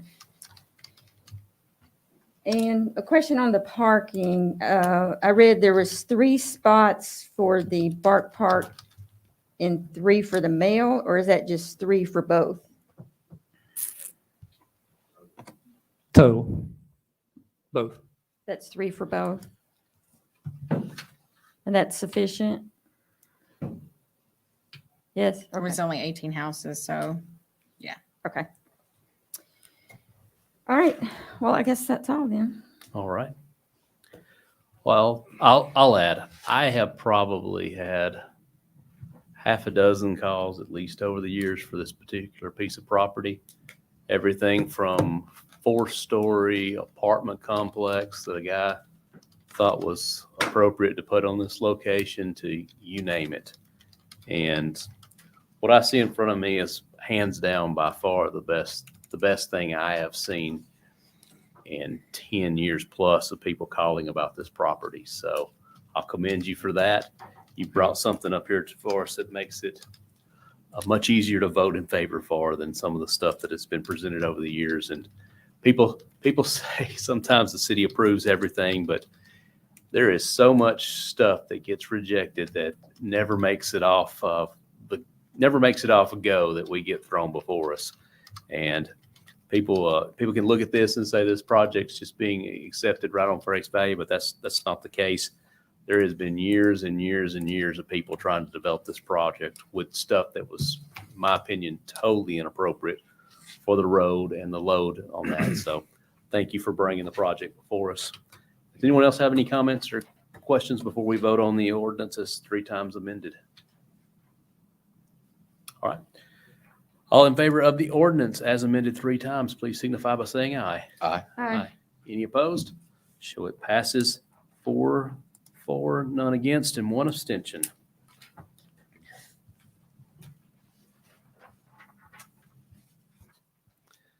The next item on our agenda is an ordinance to amend Part B of the Unified Development Code of the City of Mount Juliet, Tennessee, known as the Zoning Regulation Ordinance 2001-29, adopted October 8th, 2001, as amended by amending Article 8, Overlay Districts, Section 8, 201.4, Relationship of Planned Unit Development Regulations to General Zoning Subdivisions and other regulations, variations, or equal satisfactions of public purposes, and Section 8, 2073, minimum lot size. Got a motion and a second. It is on the table. Vice Mayor, yes, sir.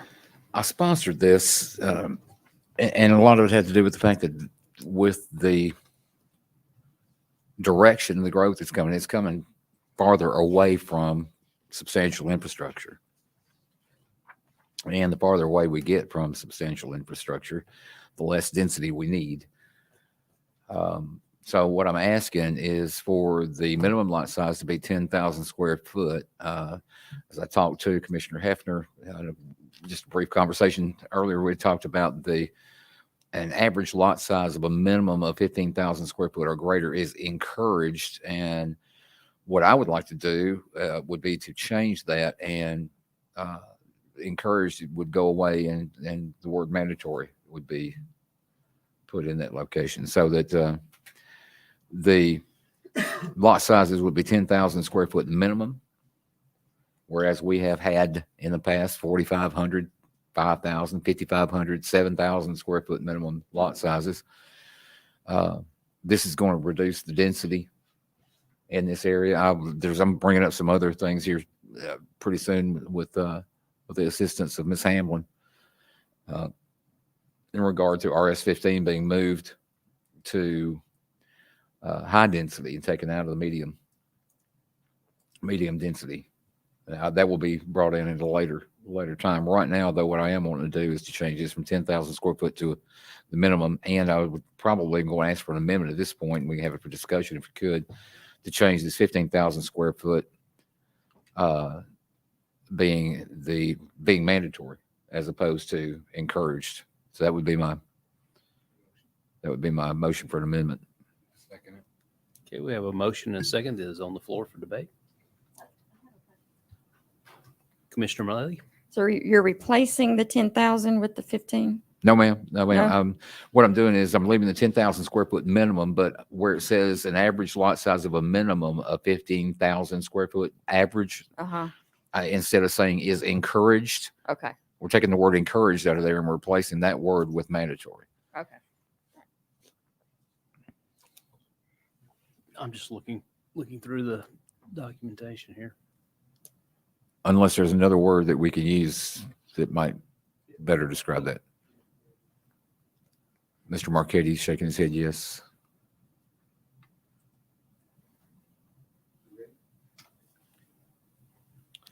I would just say at the end, strike is encouraged and is required. Just take out in encouraged and put required. Is required, okay.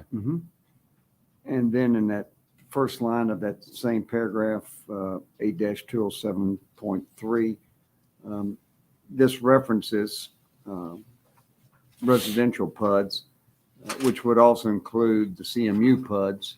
But to be absolutely clear, so there's no confusion later on, and that everyone understands this also applies to CUM PUDs, to add a phrase, and I give this to Jennifer, elsewhere within the R PUD district, comma, and for any PUD, comma, residential single family lot, minimum lot sizes shall be as approved in master development plan, et cetera.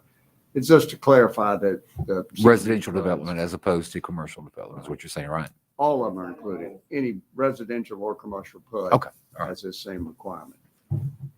So that would be what he just said. That's my amendment. All right, I got a question then. So you're on your amendment is striking the 15,000 square foot. You're striking that and making that required, Right. It's It's where it the says first- minimum 15,000 square foot or greater is required. is required. Correct. And you're also having this apply to CMU. CMU PUDs. Correct. Residential. Residential single-family portion. lots. Right. Like I say, I don't like that with CMU. Because I think what you'll wind up doing is striking all your single families out of CMU, and you'll just come in with CMU asking for apartments and townhomes only. Do we have a CMU component that is single family? That built As here? long as they meet the density requirements, they can have single family or multifamily in those CMU developments. What are the current density requirements? Do you know? It just would follow the base zoning. So they could say the base zoning is RM16 and have a mix of townhomes, apartments, single family, as long as they meet that 16.1 units per acre. They could also have RM8, Yeah, townhomes and single family at 7.9 units per I acre. think you won't see any more single family if you do this with CMU. Well, I see your point now. I see what you're saying. Mr. Marquetti, is there another way of handling this where the CMU density requirements are not affected Mm-mm. to the degree Not that if we're you're talking? gonna require 10,000 square feet. For single family, Mhm. there's no way to limit it just to single family is what I think he's asking. So any single family within a CMU PUD?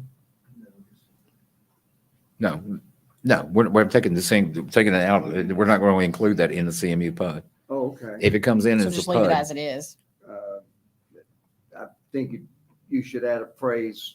I think it's included in your amendment that you did. I would just specify that this restriction is not applied to CMU PUDs, Or mixed use PUDs. mixed use PUDs. Just at the end of that paragraph after the required provisions. would that work for you, Mayor?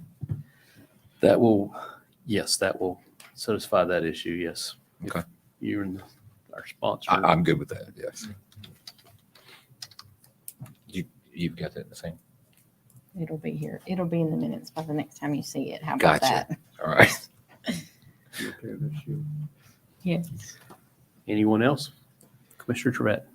I just have a quick question. So like, with this coming, back around, obviously, like what is it we're trying to accomplish here? Because obviously Density. that's all we're trying to accomplish. At this point, I'm trying to lower density. I want to create more quality and less quantity. My district and yours Yeah, I to understand. a That's why I'm smaller asking. degree, Yes. but mine specifically, as we go out further north, even down towards the lake, that's probably, I'm going to say definitively, is going to be the area that we're going to see the most growth come from in the future. I don't want, and please, no offense to District 4, being near the interstate, near the airport, the density that they've got over there is fine for that development in that area. The further we get away from the interstate and the further we get away from Mount Lebanon Road and Mount Juliet Road, the less dense I want it to be. And the people in my district are saying, stop growing. Well, we can't stop the growth. I mean, it's just not possible. I've been run over several times trying. So at this point, what I want to do is I want to start lowering the density so that we can actually start getting more quality and less quantity. That's what I'm looking for. This is a recommended way of doing that. Do we know what this is? Do we have anything that's going to show maybe what this is going to do to the pricing for new home sales as we move away from, I don't know what the average is. Some of them right now, 7,500 square feet lots, Actually, probably even smaller than that. What do we think 10,000 would do to it? And then 15. well, again, there's a balancing act you have to go through. One of those is if you go out here and say, okay, we want everything to be half acre lots, 20,000 square foot lots, then all of a sudden you lose your incentive for them to not go to the county and try and get one of the kitty litter boxes out on Benedict Ferry or some of the other developments that we've got. We don't want step systems in our city because step systems require the fact that we're going to have to fix those someday. That's county and city residents are going to have to wind up fixing those. It's not if they fail, it's when they fail. Our sewer is an ongoing customer-driven system. So if we can give an incentive for them to be on sewer, give them something more than half-acre lots rather than, and that's what the county gives. That gives us an opportunity to actually bring customers into our sewer system and create that quality rather than that quantity. As far as the actual pricing of a house, you're probably, and Mr. Cunningham's already left, but I would say you're probably looking at over a period of time, those homes within the city limits on sewer would increase proportionally with the market. That is, I would say probably 5% above what those out in the county would appreciate. I guess where I'm going is, and I was very comfortable with the 10,000 square foot, which is basically what we're asking development to do now. And I think it's wise to capture that here.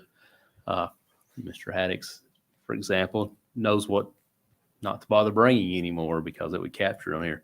I am a little concerned about the jump from 10 to 15 though, just in the price point for the product that we're selling out there. There's some other cities. I know one that's got a 40,000 square foot minimum.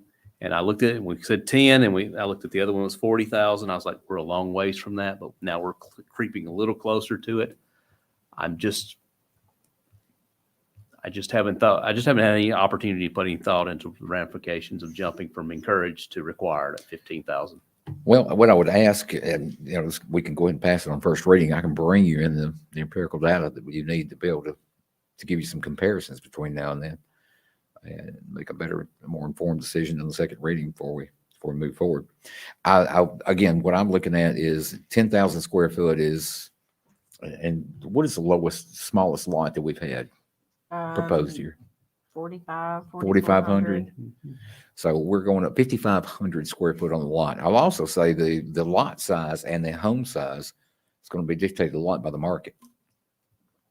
So if they're not, if they can't follow these, they're not going to build.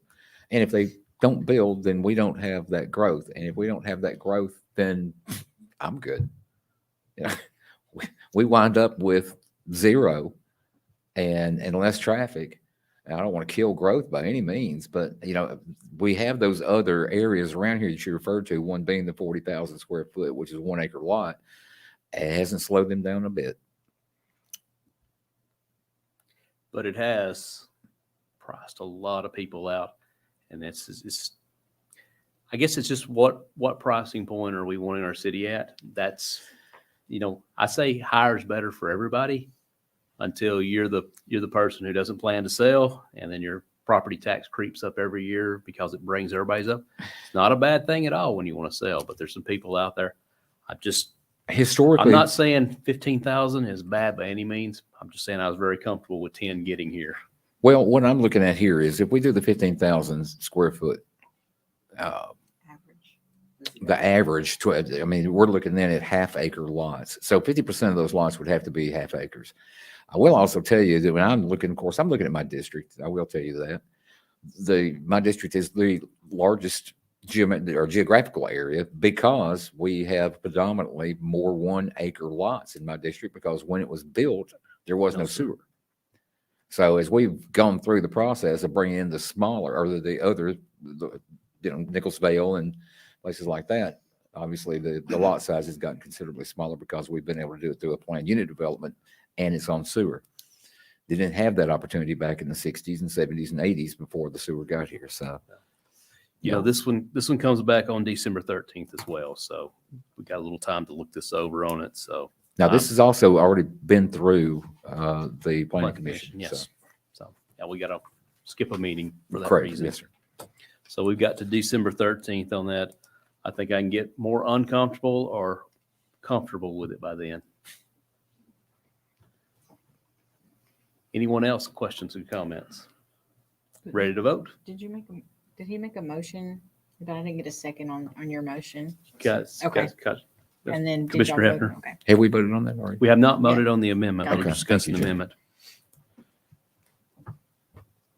We ready to vote on that? No more discussion on the amendment then? If all in favor of the amendment, please signify by saying aye. Aye. Any opposed? I show the amendment passes unanimously. Any other discussion on the ordinance as once amended? All right, all in favor of the ordinance as once amended, please signify by saying aye. Aye. Any opposed? It passes unanimously.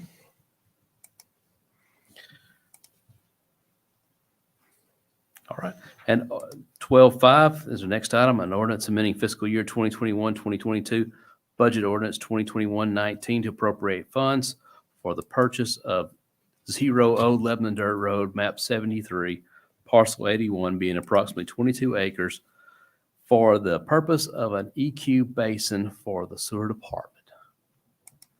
Motion.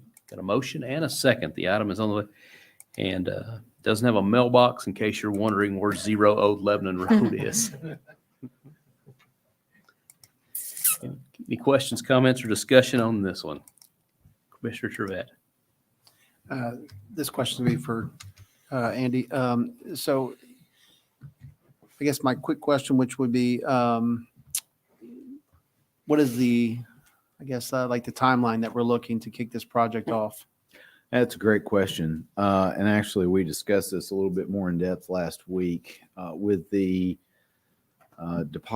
first deposit that we've had of, I guess I'll call it ARPA funds. We're getting $11 million. We have two major projects identified for that one, the EQ Basin being one of them. And so we're going to go through one project that it's an immediate need. Going to go through the acquisition on this one. We'll go through the process. We don't know what the reporting requirements are going to be. See how much money we have left. We're anticipating beginning the EQ Basin after we get to a close on that one. So we're expecting to start construction in about 2 to 3 years on the EQ Basin. We anticipate probably about 18 to 24 months construction. So you're probably looking at having this done in the 2025 timeframe, I would say. In fact, we have a deadline. I know Ms. Heyer can talk a little bit more about that, but we have to expend those ARPA funds by a certain point in time. And so that's kind of the idea of it. We're thinking around that 24, 25 timeframe of having it completed. And then that would get us the advantage of that. We have it there. We have it completed before our contract with Metro expires in 29. So that puts us in a very favorable position when that contract comes up. So we want to be ahead of that game. But then the ARPA funds, having this expenditure deadlines they have, really kind of pushes it up probably a couple of years more than I probably would have otherwise. In fact, in our capital plan, it was a couple of years later. But with the funding that we have, I think it's advantageous to go ahead and do it now. And with the land itself, has there been any study based on it just to make sure that this is, going to be adequate for what we're trying to accomplish? We have. So we've looked at it from a layout standpoint. We've laid out an EQ basin. It's big enough that we could have two eventually in the future if we needed to. I know Metro does that. We went out, myself, Shane Cheminor, our city engineer, our consultant, Tim Forkham, our sewer supervisor. We all went out and walked the site Friday. We already have sewer lines running through a good portion of that property. And beautiful piece of property. I think it's going to work out very well from a standpoint, from a layout standpoint. I think it's going to work out well, being very cost effective for us. This is really the ideal property for us to make it a cost effective solution. It's going to be away from any existing residences. And there's a significant amount of existing vegetation there too that we'll be able to retain that'll really kind of help screen it. So literally it's right across the creek from Mount Juliet Elementary. But standing on the other side, you could barely see the elementary school for all the trees through both banks of the creek. Beautiful location, beautiful piece of property. My last question, because I know there was some discussion for the parks to be looking at some potential greenway over there. Has that been any further discussion, or is that just something for future? Oh yeah, when we walked that Friday, there's fantastic alignment along the creek there. I think it lays out very well to build a portion of, which is part of our master plan, Correct. Stoner Creek Greenway, building a portion of that, running alongside and close to where our existing sewer line is. It's pretty flat through there. I think it's going to be just a gorgeous location. All right, thank you. Any other questions or comments? Yes. Vice Mayor? I'm trying to, and I have pulled this up. I'm not able to pull it up on the MLS, so I'm trying to get an idea of what we're looking at here. The railroad tracks, it's across the street from the railroad tracks, correct? It's not on the same side. It's across the street. It's across the street. Elementary. Yes. So on the south side. of the It's a creek. very unique shaped lot. Looks Call it like a a mushroom mushroom. cloud. lot, Yes. for lack I of was- a better term. I was trying to think of a better term, but I that can't think of a Perfectly better one. sums it up. The T. And still trying to look at, I get, my curiosity is up at, the price of this property is $800,000. And how many acres is it exactly? Yes. that's 22. correct. Also flooded area as well. That's what I was actually looking for, was floodplain. There's a significant number. Oh, Steve Jones, with Water Management, I think he told us, I think there's something like 8 acres or more that's in the floodway or floodplain. It's a very decent chunk of it. How That's- many, I'm sorry, I believe it's 8, if I remember correctly. 8 of the Yes. 22? Yes. Is that correct? Mhm. So we're looking, has there been an appraisal done on this property? No, we went, no, well, I guess Kenny, did we? I think there was one. So it was actually a pending sale. So there was a pending sale going on and Kenny. What happened to called that us. sale? Just out of curiosity. Yeah, there was actually an offer made on it the day after we talked about the property. So we reached out to the person that put the full offer of $800,000 on the property and discussed other options for acquiring the property and asked them if they would step away from the contract and allow the city to buy it instead. And they graciously agreed to do that. But that's the offer they had made on the property. It's a little suspect, but I will tell you, we purchased the park property over here for the Thomason property at $975,000 for 54 acres, $18,000 per acre. And now we're talking about getting 22 acres at $36,000 per acre. And you said there was 8 that was floodplain, which floodplain is pretty much useless for anybody. There's maybe a dollar figure attached to it, but I'm a little concerned about what that dollar figure might be. And regardless of where the money's coming from, we have a fiscal responsibility to make sure that it's spent right. I'm having a hard time with these numbers. Was there any negotiation, or would you say, hey, we'll give you 800,000? Was that just an arbitrary number because No. that's what they had it for? Is that where was that the came listing from? Price. I'm sorry. That was the listing price. That was the listing price. So there's not been any negotiation in regard to that. Actually, they had offered to sell it to us for a much higher price. Since they controlled it, they offered to sell it to the city for 1.7 million, of course, for which we didn't agree with that. And looking at the property, the location, that was the asking price. That's what they had offered on it. And speaking with our city attorney about the condemnation process and how costly and time consuming that could be, we've made a contingent offer on it pending BOC approval. So we ultimately will accept whatever the commission wants to do. We could always come in with a counter offer if that's what the commission chooses to do and go back to the property owner, but they'll be back in town on the 12th.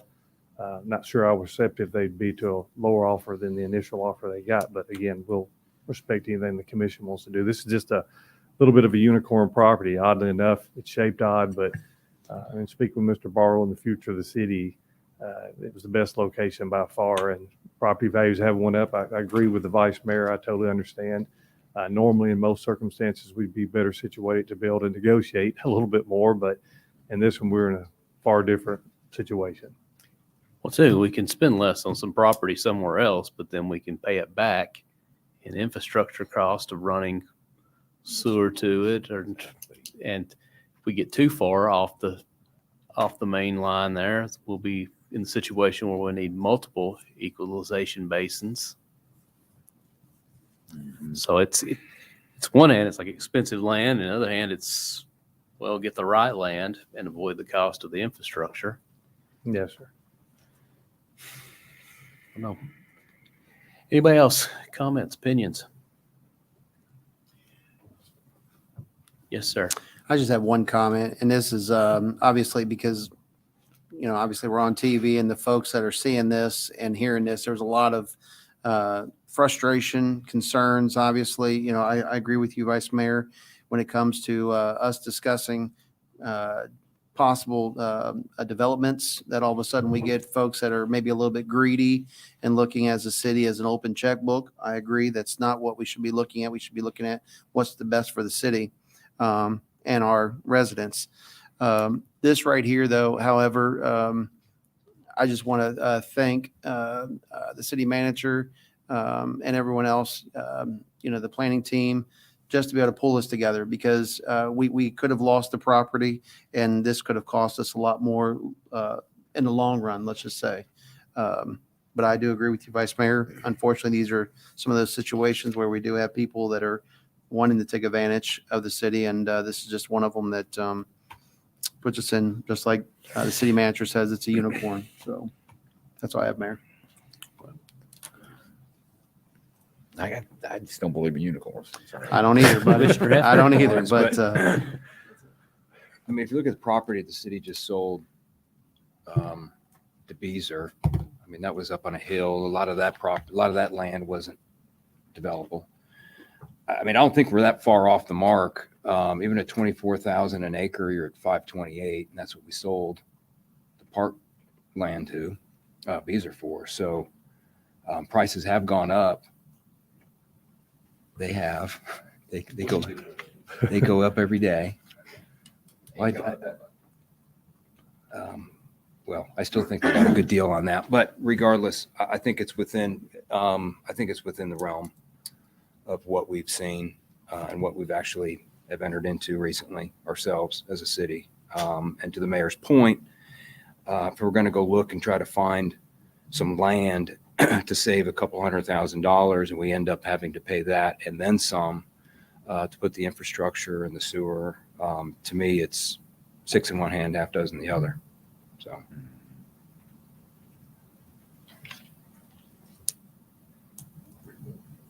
That's it.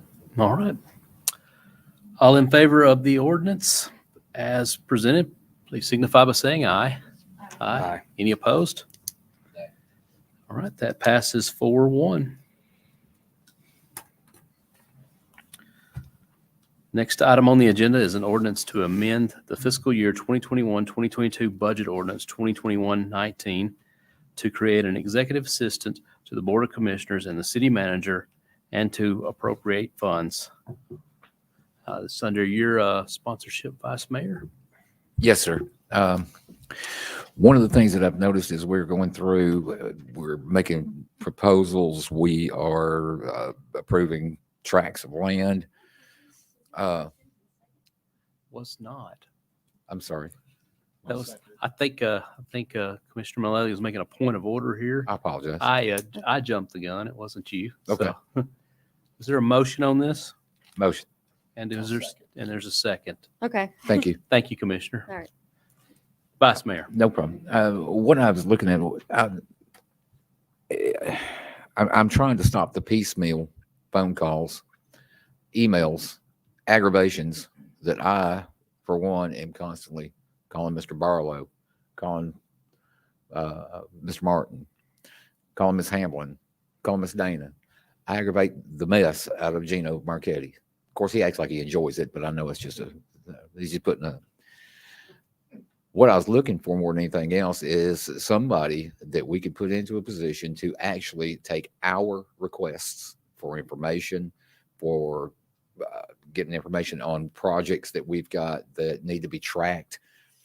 Email requests rather than, if I send 5, just give you an example. If I send an email to Ms. Hamlin, Commissioner Trevette does the same, the mayor does the same, you do the same. She just got 4 requests from 4 different people for 4 different things, where if we can streamline that process and put that information into one email that goes to one single person, let that person track that stuff down, that person gets put in a position then where they can actually go get that information rather than bother Ms. Hamlin. They are internal.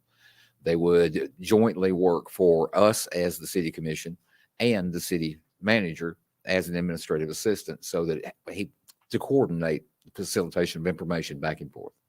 That's what I'm looking for. We've not had that and needed for quite some time. There's also a process that Mr. Taylor, our IT director, just came up with that would actually facilitate that information going back and forth. And that person would be able to track all of this information and all of these requests and get them back to us, as opposed to us, just like I said, just piecemealing, reaching out to every individual within the city, the department heads, to get that information. Recently, there was a request that I made. I think it took Ms. Hamlin a couple of days to get the information for me. That probably would have cost our city $250 to $300 because it took a couple of people. So if I'm facilitating that one person, getting that information to that one person, that one person is getting that information back, we just cut the amount of money that it's going to cost the taxpayers in half. Not to mention streamlining the process as we go through it. So that's what I'm shooting for here. It's not a hill I'm willing to die on. If somebody's in here jumps up and starts screaming, then we'll move along. I'm hoping I can get some support. We haven't had this in the past. We've tried to do everything we could do, put the city manager in a position where he is struggling sometimes to keep up with getting us information. So we've grown to the point where I think this is needed. And I think our city manager will also say it's needed. It would be something along the lines that the county has, Ms. Davenport and the other young lady. Jessen. What is it? Ms. Jessen for Mayor Bell. Yeah, Debbie Jessen with Mayor Bell. She's been with the city of Lebanon for many, many years and does an excellent job of getting information out to the individual commissioners. So it's kind of where I'm going with this. If you got any questions, I'll be more than happy to answer them. All right. Commissioner Trevette. Thank you, Vice Mayor, for bringing this up. And actually, after you and I had our conversation, I actually done some research on this, checking with everyone. Personally, when it comes to government, I think it's always something, do we want to keep adding folks? That's more cost back to the city. I think right now, my personal opinion, with some of the new hires that we have, I think really if we kind of look at giving those folks the opportunity to make sure that we give them enough work for them to be able to handle their workload. And if we see that maybe, their workload is lightened, then we can probably add on some additional requirements to that title there. So at first I was kind of in favor of looking at this, and now I'm kind of at the point right now, what the economy is, we don't know what's going to happen tomorrow. Last thing I would want to do is hire somebody, have them leave their current job or whatever it is to come work for the city, thinking it's going to be a stable job. And then, something happens with their economy and we have to start laying folks off.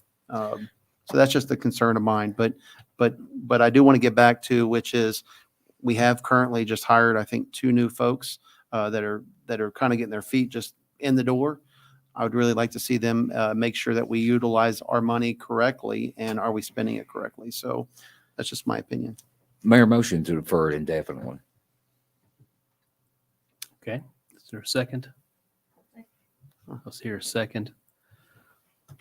We have a motion on the floor to defer this item indefinitely. Okay. Any discussion, questions, or comments on this? All in favor of an indefinite deferral, please signify by saying aye. Aye. Aye. The item is deferred indefinitely.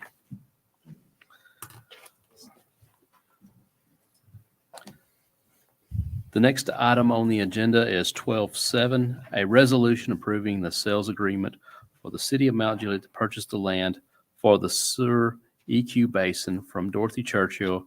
Property is located at 0 Old Lebanon Dirt Road, map 73, parcel 81, and being approximately 22 acres, and authorizing the city manager to sign the contract and close on the property. Have a motion Second. and a second. Any questions or comments on the sales agreements?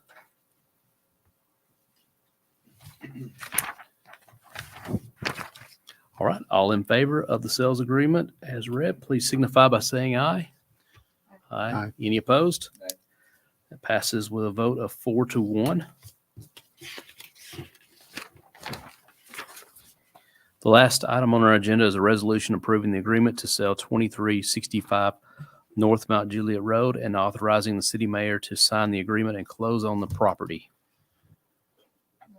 Have a motion Second. and a second. I have one question on this one. Got a request. You go. Yes, sir. You're the sponsor. I'm so sorry. Lead right off. Well, actually, I didn't know I was a sponsor on that, but It has Am your I? name as the sponsor. okay. Anyway,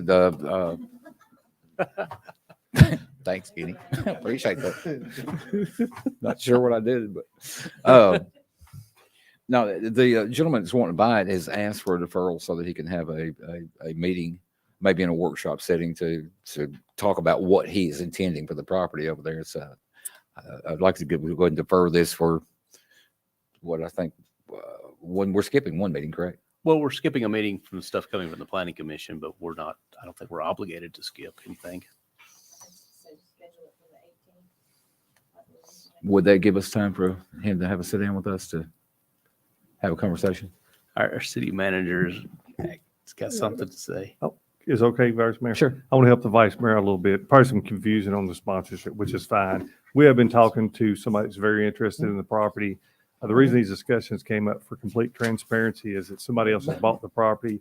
And from an economic development standpoint, to be honest with you, incorporate that property into that overall development for the future probably makes total sense. Could we sell that property directly to somebody and just go in there and occupy that building and not incorporate into development?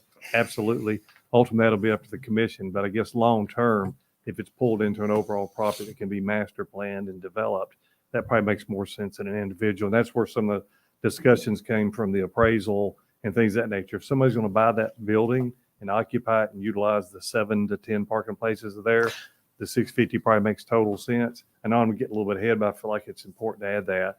If somebody comes in and mows the building down and then develops it into a bigger project, that would probably make more sense. So I'm always open to questions on that. This has been a talking point for years about this particular building. Years ago, we had it sold, decided not to sell it because we were looking at possibly acquiring the property ourselves. So I hope that's a little bit of a history that makes a little bit of sense of how we got here tonight. Well, I just figured out how I got stuck with the sponsorship on this. Okay, go ahead. all right. And did anyone second that? Sure. If not, I'll second it. But it's okay. We got that on there. I just want to point out the second where it says the attached sales agreement, but I don't see an attached sales agreement on here. And I should have called earlier about that one, but and so we're on the table. We have an amendment, or excuse me, a motion to defer this To one. defer. Never get that out of my mouth. 22nd. Have a motion to defer until the 22nd. Any questions or comments on that one? All right, all in favor of deferral, please signify by saying aye. Was there a second? Ms. Miller, okay. All right. Any opposed to deferral? You're opposed to defer? No, I didn't know. I mean, yes. It's okay. I think that was the sales agreement for the resolution before. For Parks with Dorothy Churchill. You're right. Because that's supposed to be revised. Yeah, there's a revision coming on that. Sorry. Anyway, my inability to speak, I think, is rubbing off on everybody. So since this is the last item on our agenda, we will be deferred unless there's an objection. Be deferred? Adjourn, you mean? We'll be adjourned. Else I say something else that will get the city in real trouble. I'm buying you some more vitamins tomorrow, by the way. Please do. Thank you, everyone.